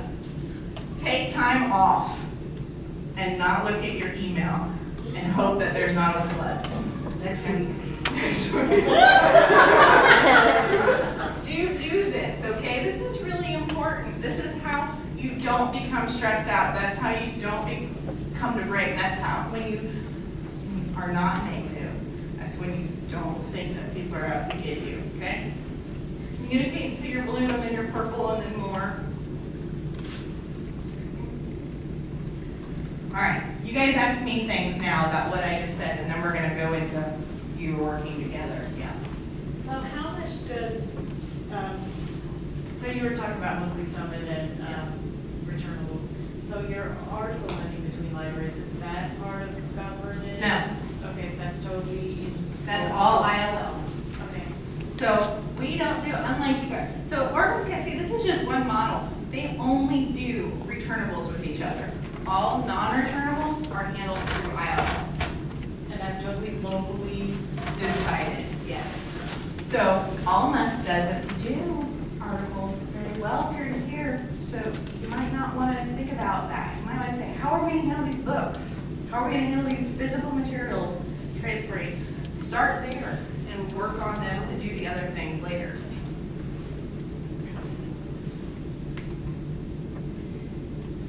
Now you're all silent. All right, remember that discomfort is voluntary. So if you guys need coffee, bathroom breaks, this is the time. We're going to do some small group activities. So I want you to break up into no more than 4 or 5 people, all right, and not people that you work with or only one person that you work with. But again, I don't know who you are. And we're going to pass out some Post-it notes with some markers on them. And I want you to think about what your big win is on your current system or on your next system. What your biggest drawback or fear, see I said drawback and not negative. What your biggest hope is and what your dream is. And then we're going to go through a group. So I'm going to give you about, it's about 11, so maybe about 15 minutes to kind of think about this.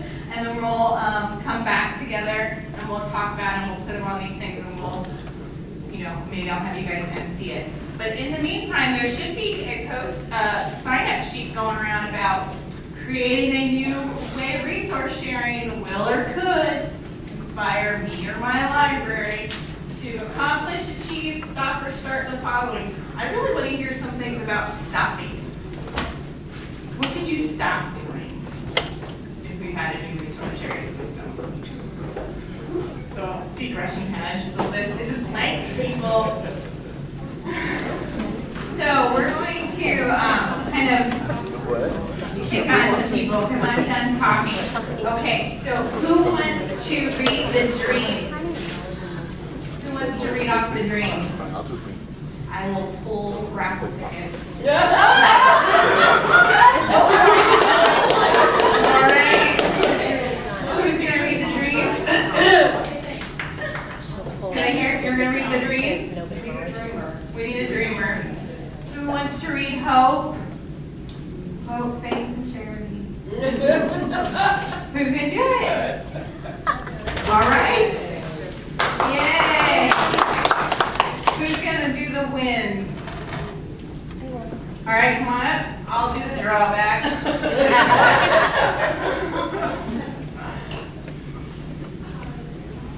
All right. Go ahead and start with the dreams, please.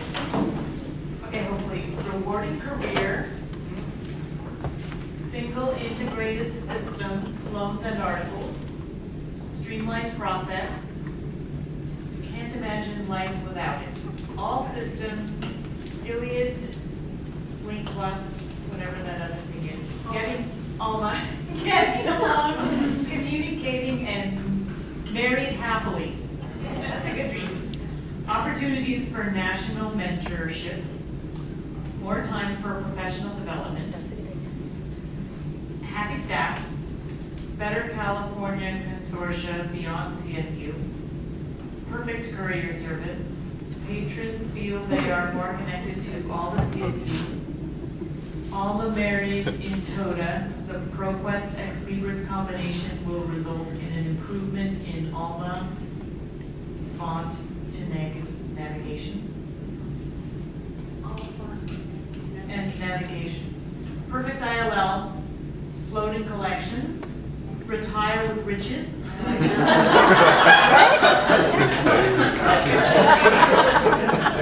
was trying to say it had to be related to work,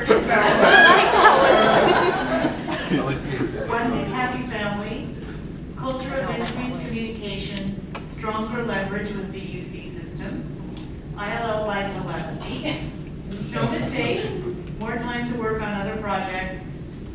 The ILL adopts these types of streamlined processes locally. Perfect citations, better relationship between patrons and libraries. That's it. Okay.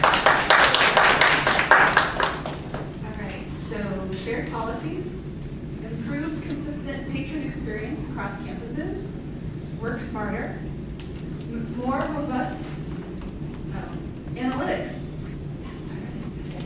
better patron experience, fewer cancellations, centralized configurations. Ex Libris might improve all our navigation before we go live. Better button management. Efficiencies. More time for I-SPIE communities, or committees. Better customer service. Strengthen relationships. Streamline system processing. We are gonna love it. Smaller workload. Model for other libraries. Good work. More time for complete requests. Right? Oh, complex. Sorry. More time for complex requests. Consortium grows to local public libraries and community libraries. Tech support. Patient and knowledgeable. Oh, yes. Efficiency and speed. And improved accuracy. All right, we're gonna go to win. The win. Yeah.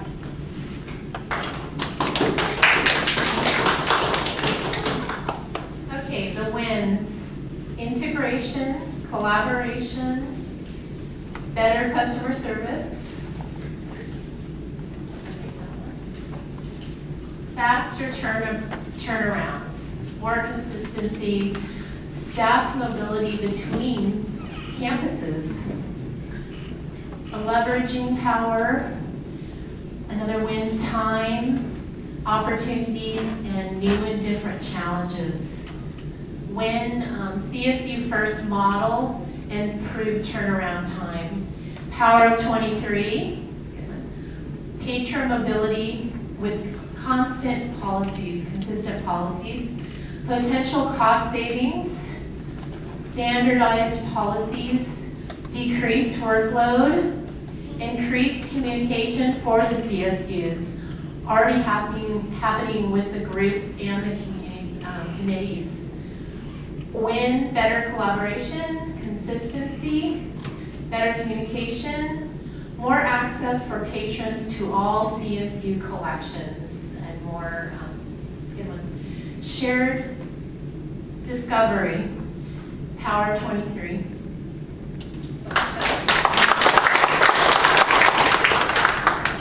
All right, now I'm gonna need drawbacks. All right.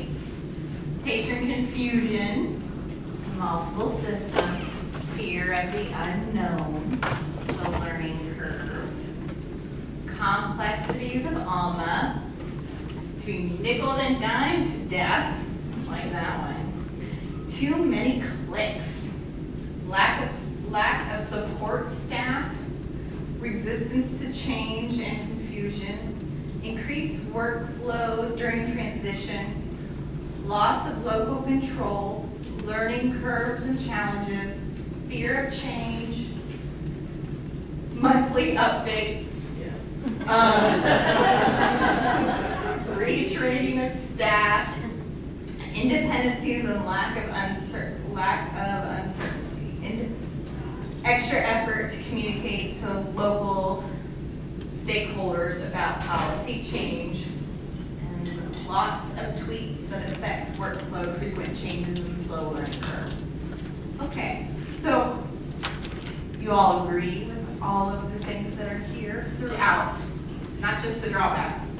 Especially retiring with Bridget. I love the retiring with Bridget. Okay, so for us, what our goal is, I think, out of this is to remember these hopes, these dreams, these wins, and to work on these drawbacks, okay? So what we need to remember is that we want to increase the culture of communication. So when we're asking ourselves during migration, why the hell did we do this? Okay? We can go back to these lists, which I will write up and type and correct spelling and all that kind of stuff and make pretty. We can go back to them and say, oh, this is why we did this. And this is what we're working to get away from and hope to achieve. And this is the list that we should take to the vendor, ex libris, and say, this is what our concerns are, right? This is what we are nervous about. This is what keeps us up at night. Or what we're worried about in the shower, okay? Because we all think about work way too much, right? I don't know about you, but I can't go home and turn it off. All right? So, but this is what we need to do. And so what I will take from this is I will try to help work these and these together when I leave here to kind of come up with a plan for you guys of how you can avoid or talk to ex libris about these drawbacks. Okay? That's what I'm going to do. Now, there should be a list going on, but around for the lightning talks. And while that is going around, I'm going to show you some examples of, I will also pull tags for lightning talks. I'm going to show you some examples of statistics of our workflow requirements, right? Maybe what I'm showing.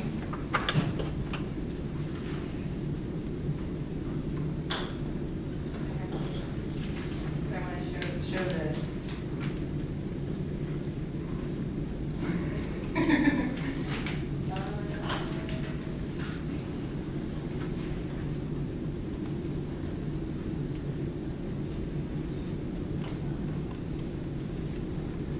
Y'all love technology. Okay. So what I'm going to show, it shows a, it's not on the screen, there's only one screen. Okay, so here is what we do daily, and what I'll do is I'll move these, scroll up so that you guys can see it.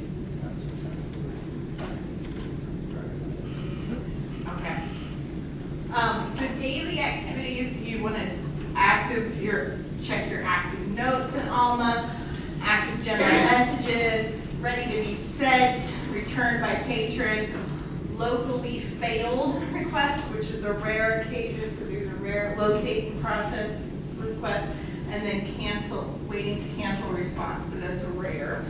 Let's see if I can get that. So weekly, we check the shipped physically to make sure that things aren't stuck in that queue. Request sent to partner and return item to partner. Monthly is the request completed, so that's our system-wide standard, what we need to do daily, weekly, monthly in our queues. I'm gonna let you guys all have this example. Our active general, what our messages mean, what those tasks are, where you find them, you know, what you do with it, how you dismiss it. So while that list is going around for signups, I'm gonna bore you to death. So, you know, when it's canceled by patron, canceled by staff, expired, what do those things mean? So it's pretty, a lot of documentation, okay? Which is good. And it keeps going. But the important part is what you do daily, okay? Is that Exlibris documentation? No, this is our documentation. Yeah. Yes. Can you elaborate? I think some of us are confused. Was each group supposed to come up with one person to do that? No, anyone. Okay, so Everyone. it's not, nothing to do with our group. Nothing to do Oh, with okay. your groups. This is just All right. for you, right? Creating a new way of resource sharing. Resource sharing, what did I just say? Resource will or could, right? Choose your adjective or whatever that is. Inspire me or my library to accomplish, achieve, stop, or start the following. Okay? Anyone can do that. And it could be less than a minute that you say. You could just state your sentence. All right, so I'm also going to give you an example of the click guide. Maybe.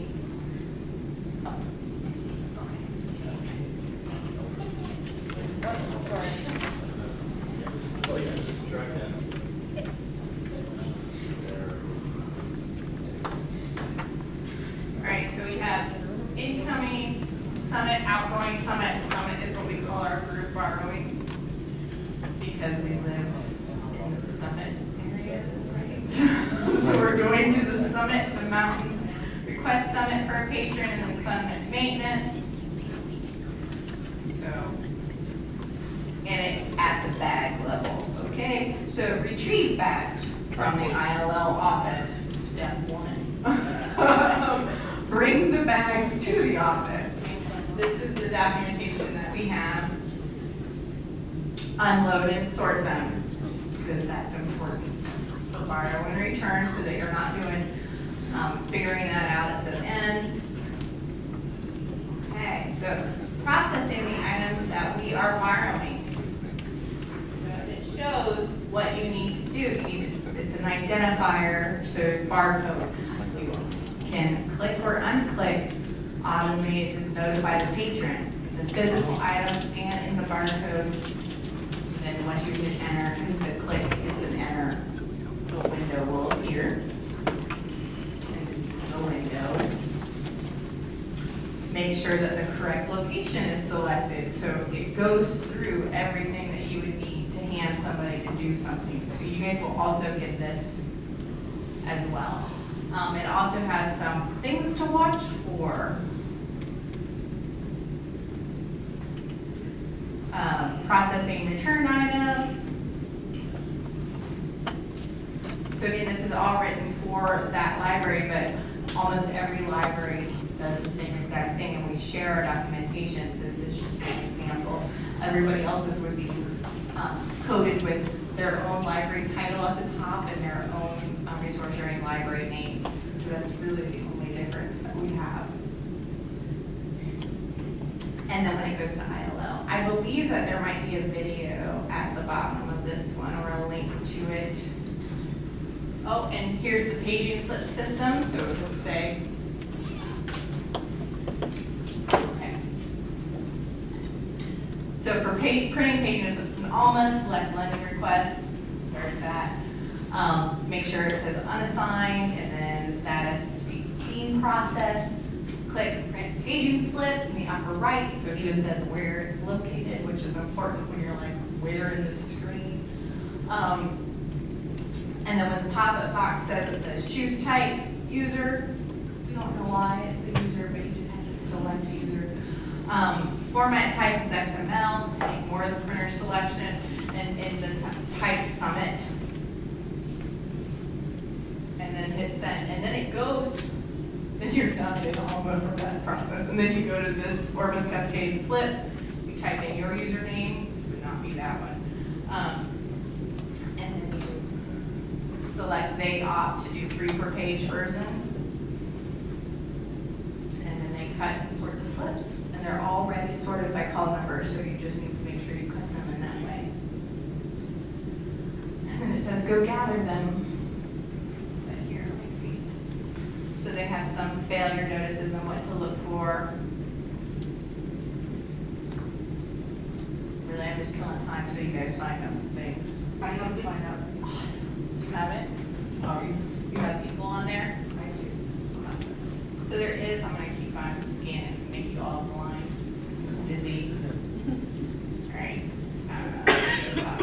So, and it also has a video to analytics, and it will allow you guys to see it. It's not behind a firewall or a closed source, so you can view it for analytics and how to get your stats out. Okay. Darlene. Yay, come on.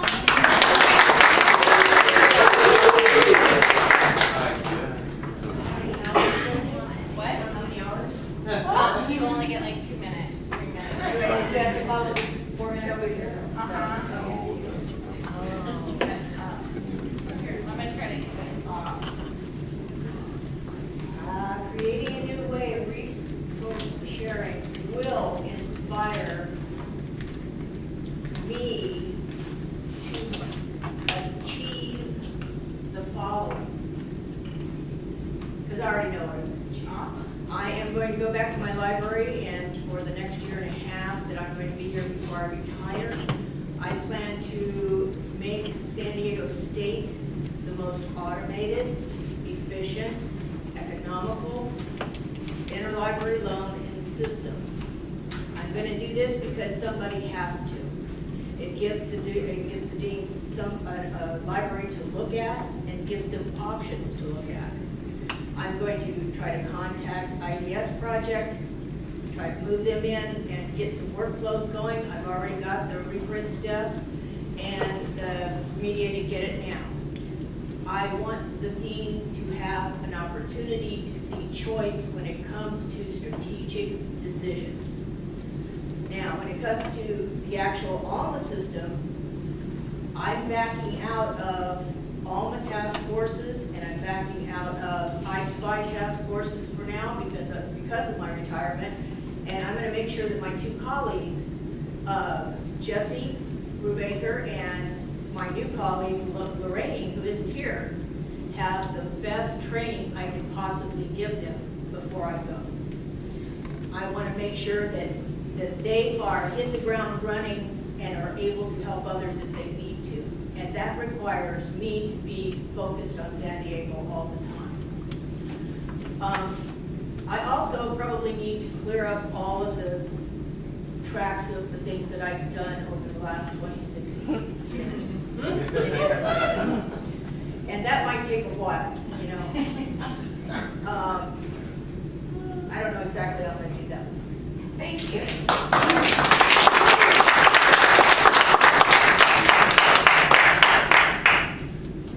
I'm going to butcher your name.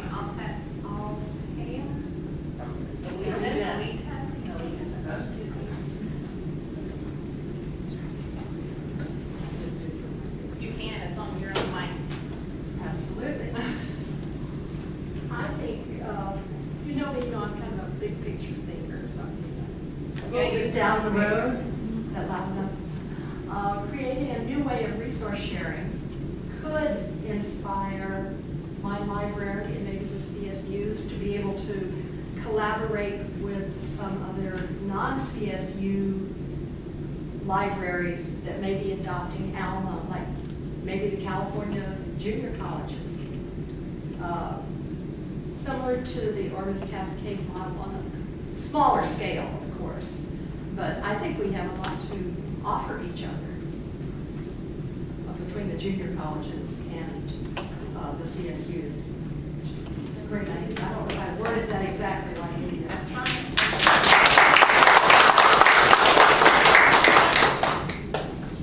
Jamie? Yeah, me too. Okay, you wanted to stop, so I came up to stop. Creating a new way of resource sharing could inspire my library to stop being so stingy with their collections. Apparently that's everybody. I love it. No further. Holly?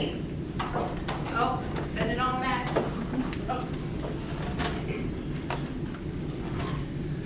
Yeah, I guess it's a stop, but it's more of an inspire, just to inspire everybody to try to loan everything possible. And if we can get up the 2 date things, maybe we can loan more items for the 6 days or 7 or 3 or whatever we come up with, so that we can share more, and that would save a lot of money. And I think being open to that is a really important thing for our collaboration. All right. That's it on my list, but anyone else? You see how easy it is, right? Easy. All right. Creating a new way of resource sharing could inspire my library to stop canceling requests.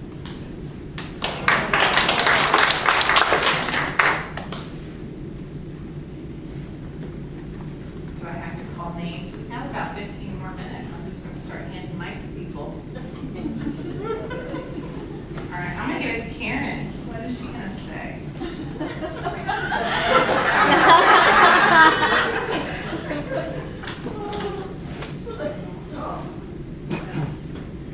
Just whatever you want to say. So creating a new way of resource sharing has the potential to inspire Sonoma State University to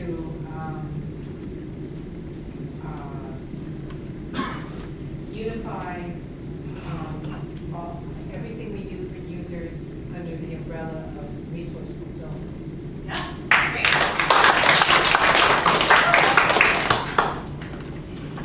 All right, I'm still on this side. Art, you already have the mic.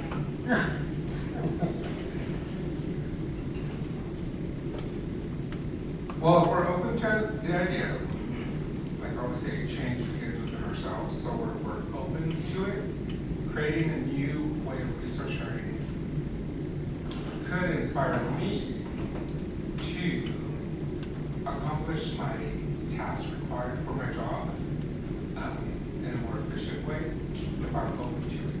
Yeah, So, that's a great plan.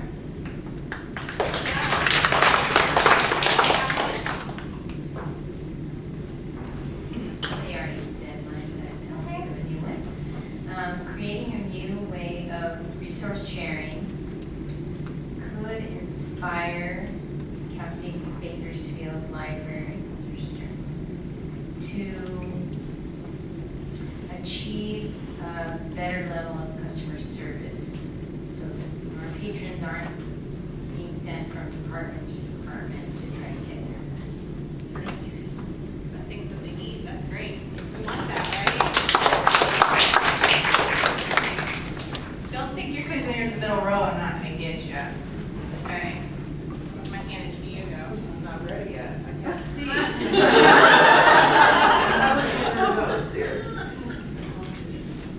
This is just a silly one. Creating a new way of resource sharing could inspire all of us to come up with a new name, like Summit, for our resource sharing. Yeah. That way you can distinguish it between ILL and you won't have that argument you had yesterday, right?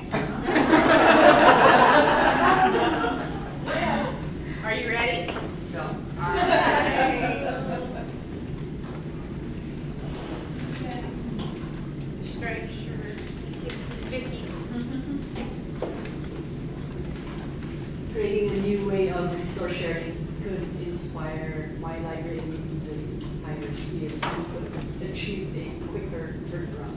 Oh, yeah.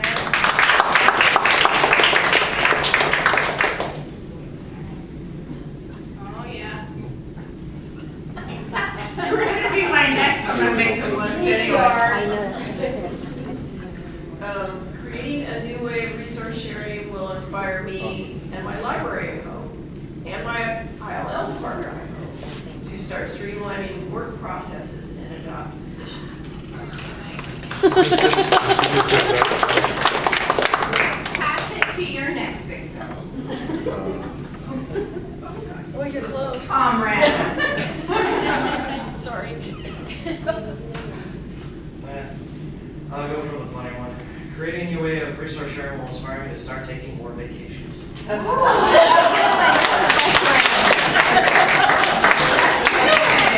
means you'll worry less and go out more, right? Okay. All right, another person. Just hand it to somebody. Back row. She just passed it. Rita passed it. Resource sharing. She's sharing. Creating a new way of resource sharing will inspire me to start trying to find a way to retire religions. All right. Are you ready? All right. So creating a new way of resource sharing could inspire my library to start becoming a mentor to other libraries throughout the state. I like it. Mine's kind of already been said. Creating a new way of resource sharing will inspire my library to start looking at more efficient workflows amongst all the departments. I like it. That's important. Have your resource sharing libraries be the ambassadors of change within your library.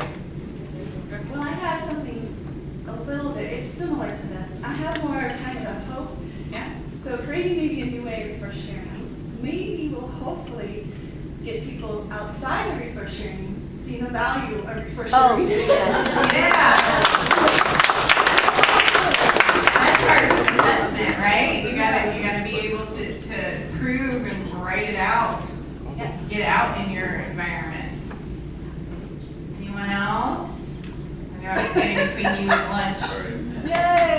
Along similar lines, I'm hoping that the new way of resource sharing will inspire my library and other institutions to realize the value of professional development, collaboration amongst, and between institutions, and to help maybe provide more funding for things like this and those retreats of Hawaii.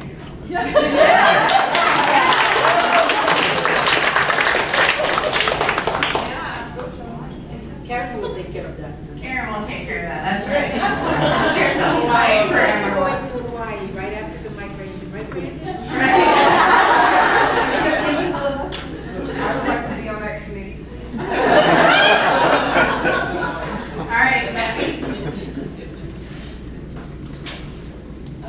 Creating a new resource sharing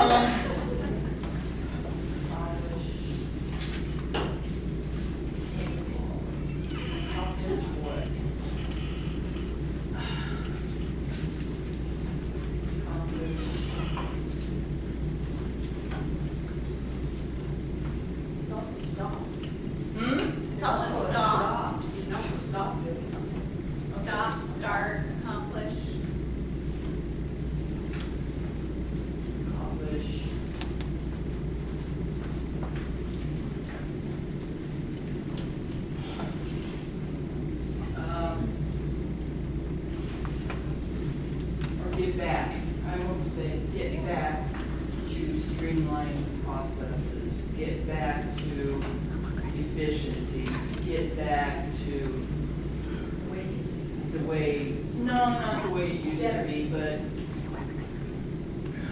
get away from, well, I don't know if I put the too many clicks. Yeah. We already have all, too many clicks. Get away from the too many clicks, get away from inefficiencies, and get away from, and go back to the streamlined processes, because I had to. Yeah. That's it.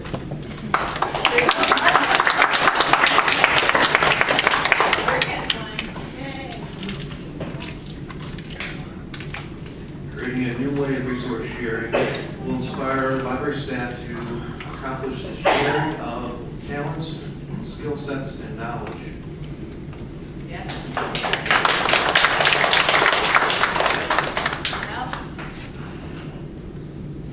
Creating a new way of resource sharing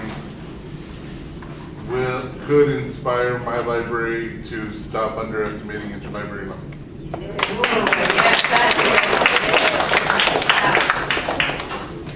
All right, anyone else? Passing it down, passing the buck. All right. Well, I wanted to say thank you guys so much for listening to me for the last 2.5 hours. I know that's probably a horrible thing. My daughter's tuned me out after a second.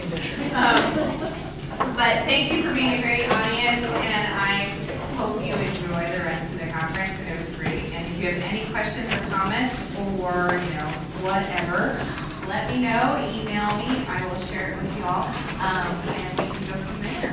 Okay? And I'm going to share the workflow documents and everything. So we're good to go.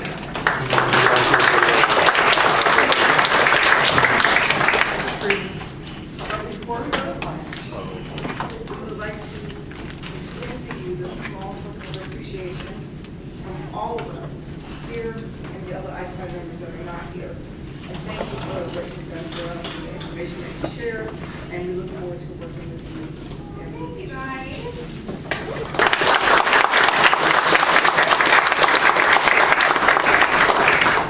Just lost my coffee mug on the way here. Thank you very much.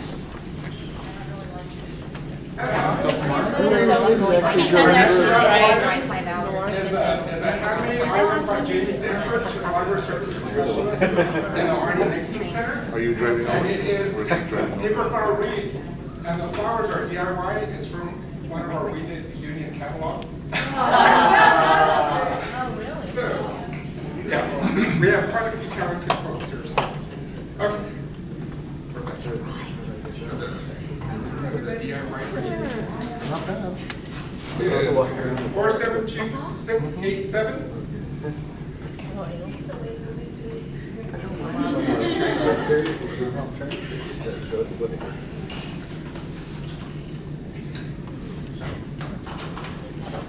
Four 472-669.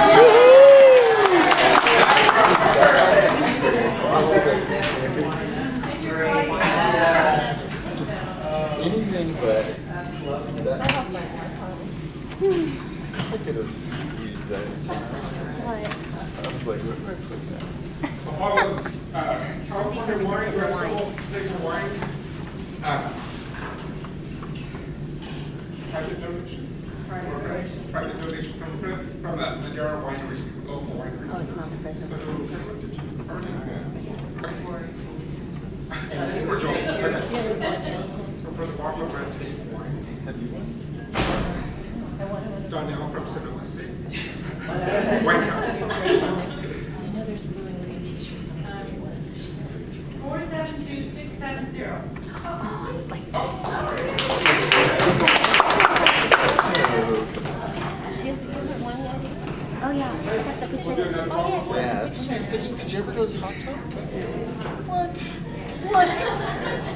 Did you find out for your 472-663. They weren't sure if he was going to ask. 663. 663.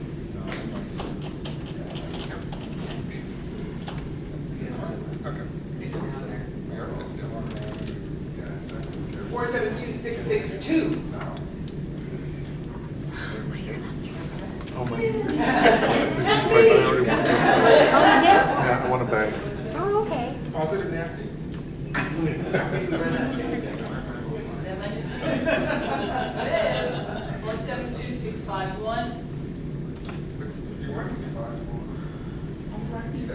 Who hasn't won yet? Yeah, who has not won? Raise your hand. Okay, Let's just get you. Anybody else? I'll take a bottle of wine. See, I told you you'd be bringing a bottle home. I'll take a bottle of wine. The message here is everybody's aware.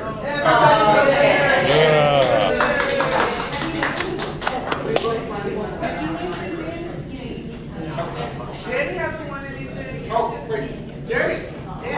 It's a wine. It's a wine. Who else hasn't won? Did you win? Is there anyone else who has not? I have one read this from. Nothing today.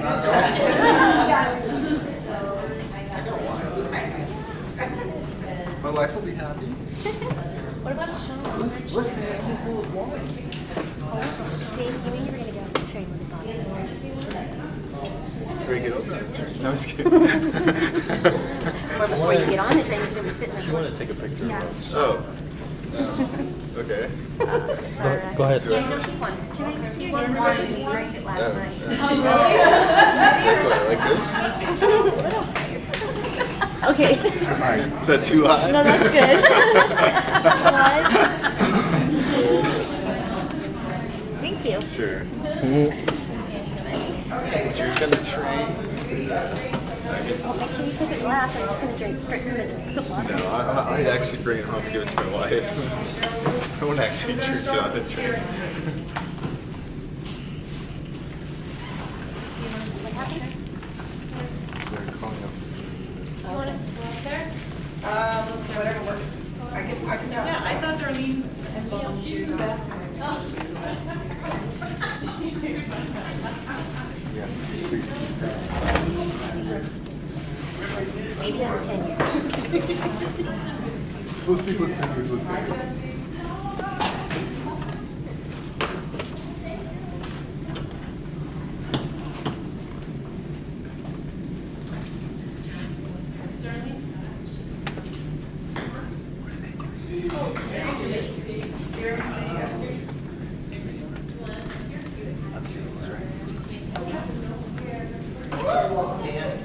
Well, we're taking new signups for the steering committee. I am rotating off, and so is Darlene. I sent a document out to the I-SPIE listserv about a week or two ago.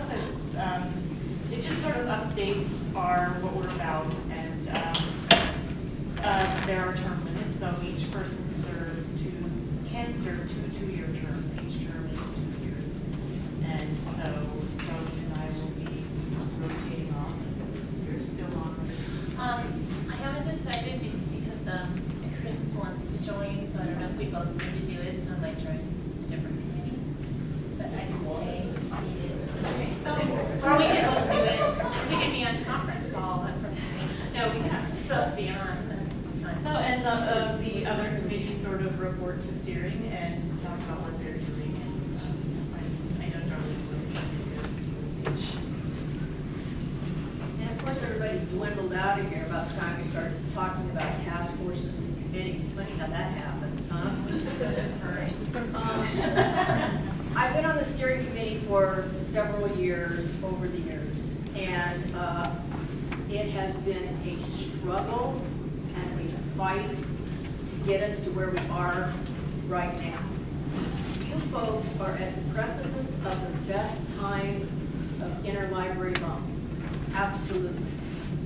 We worked for years to get IDS project here, get things like reprints desk here. They have the right software with Alma. Things are gonna start happening. We need at this time for people to start getting involved so that we can tell them what we need and what we wanna see in the next year. Okay, now the first question is, how do we do that? I'm gonna tell you. We need people from the small libraries who feel like they don't have time to work on a task force, to get on a task force. And this is how you do it. You go back to your libraries and you set up the reprints desk little thing on there. You don't have to buy anything, you just set it up so that it works, okay? Have that on there. Then you decide X amount, maybe 1-2 days a week, depending on how many days a week you actually do interlibrary loan, you shut that lending down. Shut it down. Give yourself time to work on this other stuff. Ultimately, what I'd like to see during this time period are people who have Rapid using Reprints Desk as the last option through Rapid and buying some documents, because if they don't free up some of our time, we're not going to be able to give them the system that they've paid for. It's only for a year. Yes, we want to say yes to everything. Yes, we want to get to that place where we don't have to say no to requests. It's not this year. This year we need to focus on interlibrary loan. You are the experts. You are the ones who know how to do it.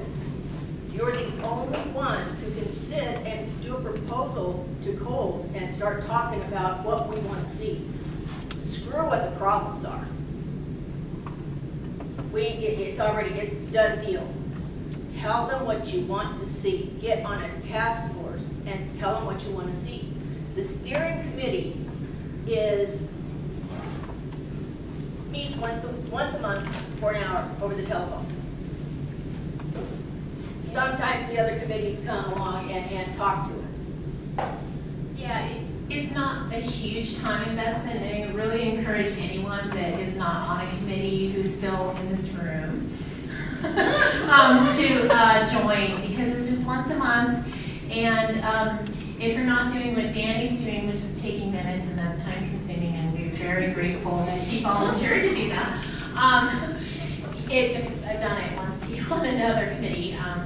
I think that it's really worth your while, and you'll bring new input, especially if you haven't served on a committee. So please, you should join us. Meet the ones that haven't served, and do yourself a favor, pick 1 or 2, don't sign up for everything, and if you pick 2, go to the first 2 meetings and decide on one. Do something very, very well. Don't try to do a lot of little things half-assed, okay? It's not the time for it. I'll only say this, I think, till now, I only saw 2 people on there earlier today. But I mean, I'm gonna be on there for another term. You don't want me just to be one of the few people on there making decisions on the steering committee. Get on there, save I-SPIE. It's not many people. Fear people, run over there, sign up. What's really scary is the steering committee is not making all that many decisions. If we're going to retain power within I-SPIE, we've got to make sure that we're on the spot here. You know? I mean, we can't go to sleep now. We've got a governance coming up, and we have to participate in what that governance is going to look like and what we want to accomplish. And this could be our opportunity right now to step up a little bit and have some acknowledgement from the CSU to become part of the CSU strategic plan. That means that we're part of collection development, we're part of acquisitions, we're part of a lot of things that goes on around us and that we've been influencing all of these years, but we've had no recognition. What that leads to is more 3s and less LSS2s. We are, we're highly technical, we can do some more, we're gonna get streamlined, and after you get streamlined, we're going to take on the higher level because we can. I got a feeling it isn't going to be up to each individual library about who does resource sharing. I think it's going to be given to interlibrary loan. I really do. We are the professionals when it comes to doing this. The software will work, and it's going to work seamlessly, and it's not going to, it won't be that hard. But get what you want now. Pick it apart now. Get those Vanguard libraries to do everything you want done now. Yeah, did you hear that, Julie?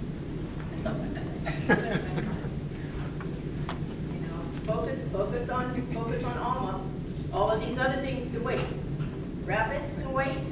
Anything that's a strategic type of a thing to make a decision on can wait until Alma gets set up and we're looking at it and we're analyzing how it works and we're seeing what the workflow is going to look like, then answers will begin to come. The other stuff is going to operate. ILL is going to go on. My opinion, thank you.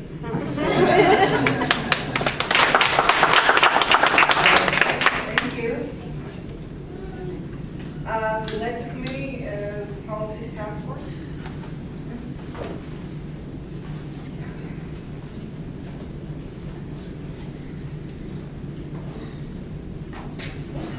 And I'll just say this really quickly. The sign-up sheets are there, and Policies Task Force this past year was to break the California state into south and north. So just a FYI, a reminder of who was on our committee was Joe Atkins at San Francisco State, Lorraine Montero, San Diego State, Jesse Brubaker at San Diego State, Astrid Gleason at Sacramento, Chris Lee at San Luis Obispo, and then myself. So we did take this on towards the beginning of the year. It kind of slowed down quite a bit because we were sitting on a conference planning committee and you're hosting a conference. That was a little bit more right that we could take. So a lot of priority went to the conference planning, but we still were able to inquire with the southern and northern campuses. My request, I'm going to continue my dedication for the Policies Task Force. It's in phases. We did get the information for the lending. Now we have to compile the information and get that to the powers that be so that you can kind of see what all the campuses are doing at a snapshot. The next thing is to request for kind of your borrowing policies and what that looks like. So we can also see what the expectations are for our campuses when we're borrowing materials. So we've got the lending, we've got the data, we're going to compile it, make it more kind of a user-friendly one Excel spreadsheet versus plenty of Excel spreadsheets. So I'm promising that this coming year, I'm going to stay on the Policies Task Force, so if anybody would like to join me and kind of sign up for the Policies Task Force, I'd love your cooperation and sign up, and then we can get the data that we need to move forward. Thank you.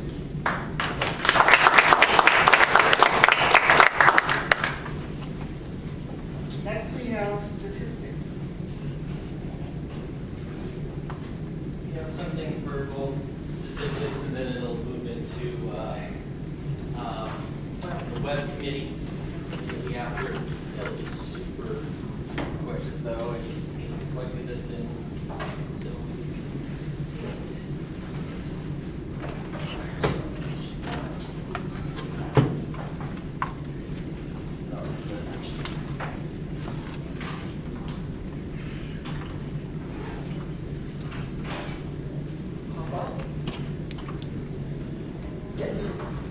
Okay. For statistics this year, there was two little projects. One of them got complete. The other one's a little bit of still of a work in progress, but half the data, just have to put it up. First it was a look at what programs are used at each individual conference, campus, so that we can give that data to help make decisions for enrollment and so forth. Showing what libraries use Iliad, all but one, who uses WorldShare, Rapid, Link Plus, Circuit, Get It Now, and Readers Desk. The other project was done is looking at fulfillment trends over a several-year period. Here's an example of Cal Poly campus. These are still a few left to be filled in, a couple campuses, but we have the data. It just has to be put on the website. That shows, a little summary of each page of each program the campus uses and their fulfillment trends through the last, looks like 5 years. And that is something that I hope will grow in the future with future members of the statistics committee, which I know already has a lot of good people people joining up on for next year, and we'll have a lot of growth, I'm thinking, over the next year's spell. So, yeah, that's all I've got for statistics. If anyone wants to say something, or we'll go to web. Yeah, we'll go right into the implementation team.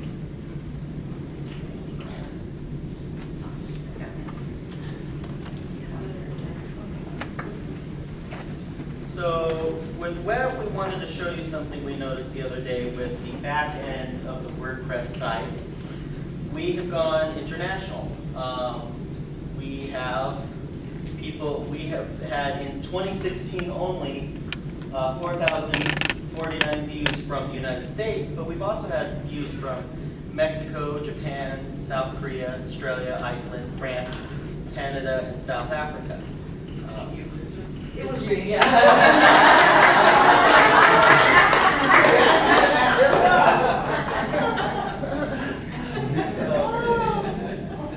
So the website is being read. I mean, if you compare it to what happened in 2015, you know, even though it wasn't there all of 2015, that's quite the difference. So we're gaining steam and being looked at, and we'd like to continue to grow. And have, you know, anyone wants to share information, please write an article, write a post. Doesn't have to be formal. And just either ask us and we'll set you up as an author, which is kind of a complicated process. Not our fault, it's how WordPress has it set up. We're trying to get that fixed. Or just email it to us and we'll put it on for you, and we'll put up the article. Do you want to talk about anything else? I'll say. Well, first I want to thank Chris for the incredible job he's done. This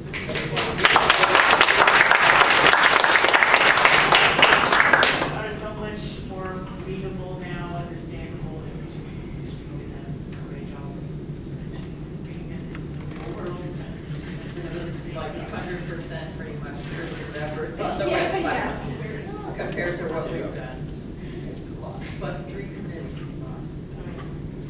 Another thing I'll say about the website, we've just got a calendar up, and so it would be great as the committees get going to post when their meetings are, and that anyone can join them if they would like and listen in and see what's being talked about, so that's part of the future plan.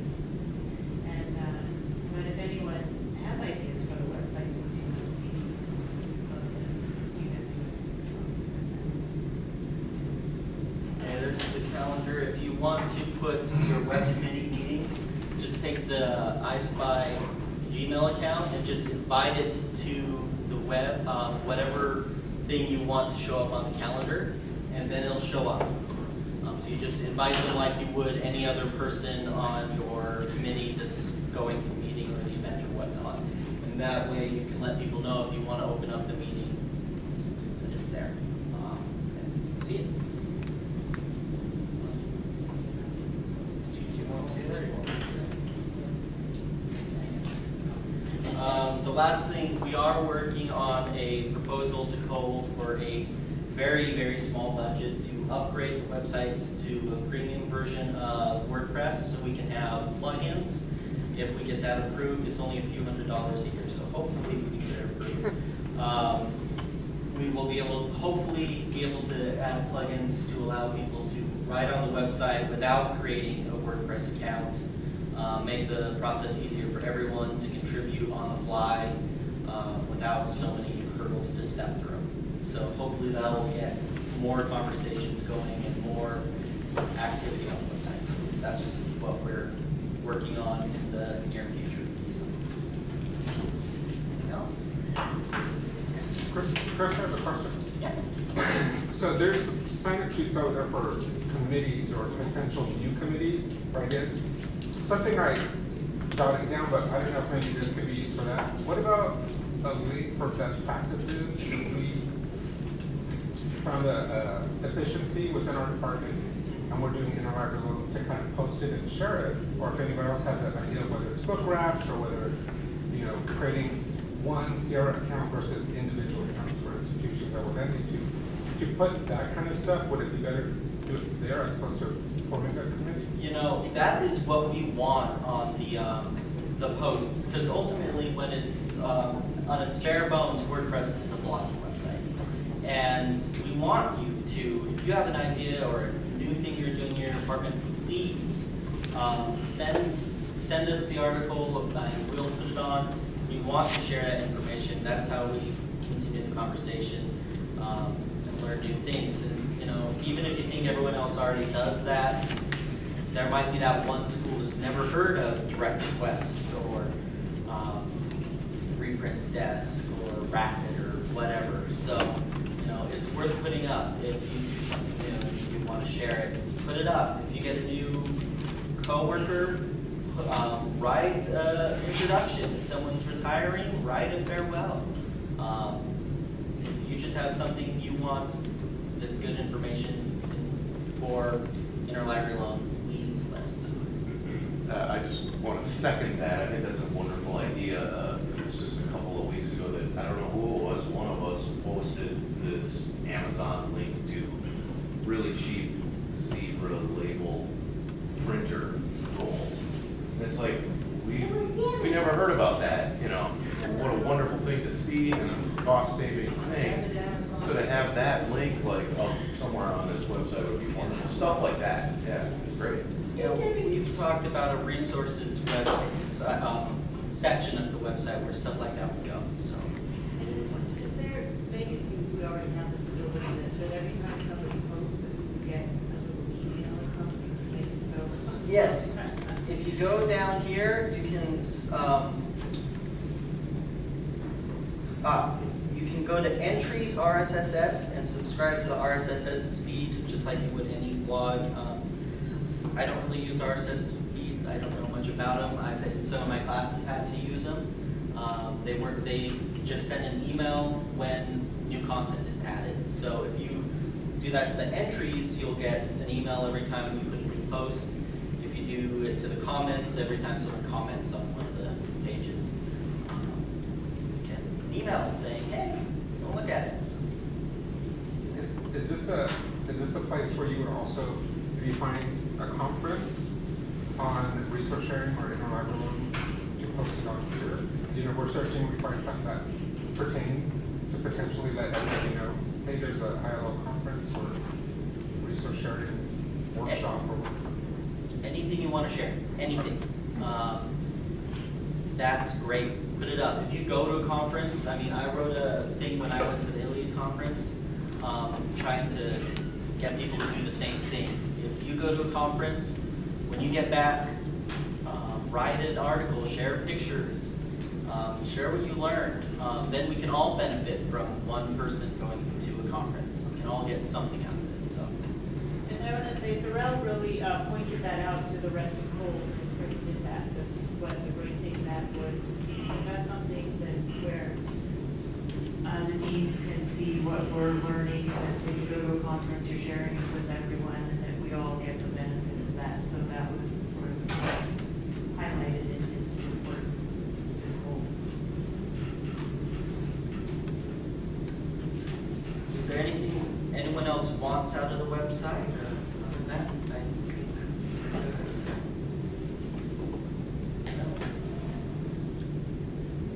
I think we're good.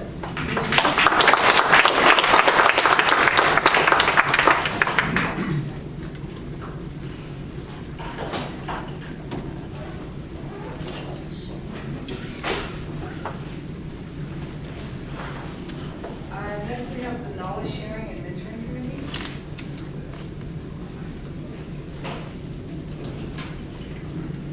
The knowledge sharing and mentoring has been, the committee has been Mina and Gretchen and me so far. I think Astro also. And so far we haven't done any business, but we did, there is something on the website under the group, just to have people who want to have someone come to their campus, just like we had here, where you see how other people do things.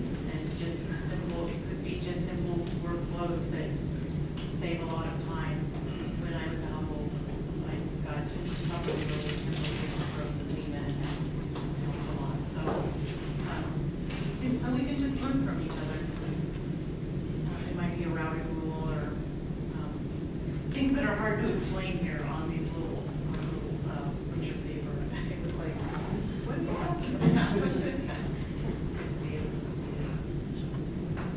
And I just want to make clarification, there are two sign-up sheets over there. One that says site visits, and that's if you're interested in doing a site visit to another campus or hosting a site visit at your campus. So that's what the site visit sign-up sheet is for. The actual committee that used to be the site visits committee, which is now the knowledge sharing, I'm trying to get used to this, knowledge sharing and mentoring committee, that sign-up sheet is also there. So we are also looking for people to sign up and join that committee as well, and join us in these efforts so that we can continue to share our information and our knowledge and our skills while we're unifying at the same time, which is what we want to get in the end. Any questions? Okay. And last but not least, the conference planning committee. Put a call out, there's also a sign-up sheet, of course, we have all bases covered. We are looking for a host for the 2017 conference. And you know me, I'm open to going anywhere, so whoever wants to go, I'll be there. So we have the sign-up sheets, like I said, and we'll put this on the web as well. And we'll keep you updated as we get closer and finding out who's going to end up hosting for the 2017. It's not too late if you think about it after you leave here. We're still taking volunteers. Therefore, there's a conference planning committee sign-up sheet. So we need volunteers for that as well, because one person cannot do this, trust me. I was on the conference planning committee last year, and of course having it here, hosting and chairing. But I found out even locally it was too much to handle. So I asked for volunteers in the library, and I got both faculty and staff and administrators. And student assistants. And student assistants to join in. So we all reached out and did our efforts, and all the stuff that you see over here is donated. It works. You just need a team of people to help support you and back you. Yeah, and I just wanted to say that if you've never served on the conference planning committee before, it's really a lot of fun, and you get to know each other in a different way than if you're serving on another committee. And it's really rewarding, because when this happens, you get to see the fruits of all your hard work. So even if you served on other committees, if you've never been on a conference planning committee, I would really encourage you to do it. I just wanted to, just a moment of warning from a little piece of experience. Check with your library dean before you volunteer your library for a conference, okay? I'm sure Sorrel will be happy. I don't care who does it, just somebody's got to tell them before we've already been. And the next conference will be after our migration date, our go live, so it will be an exciting one. More conversations to be had. And we're getting ready to close out, so I'm going to ask Dave to come up and give the closing remarks, and then we'll be free to go home. Some of us.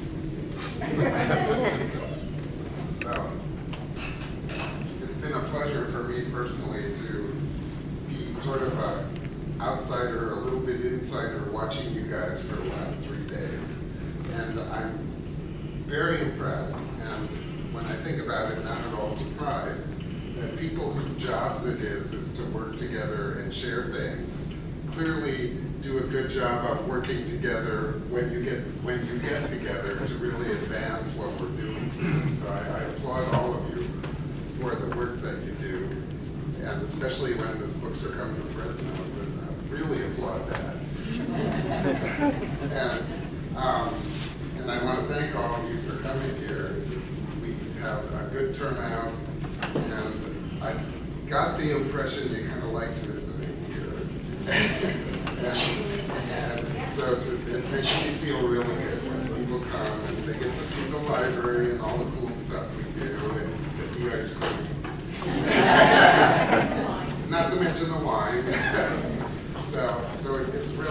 joy for me and for all of us to show off what we have here, because I think it's not as well known as we'd like it to be. So go back and tell everybody every time we have a president. And I really want to thank Gretchen and Cindy.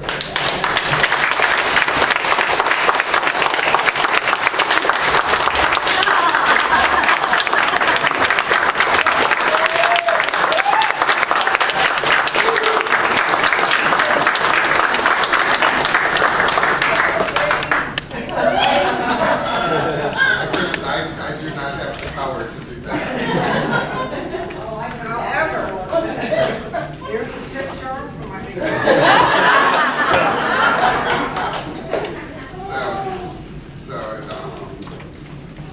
well, thank all of you, and hope you have a good trip back.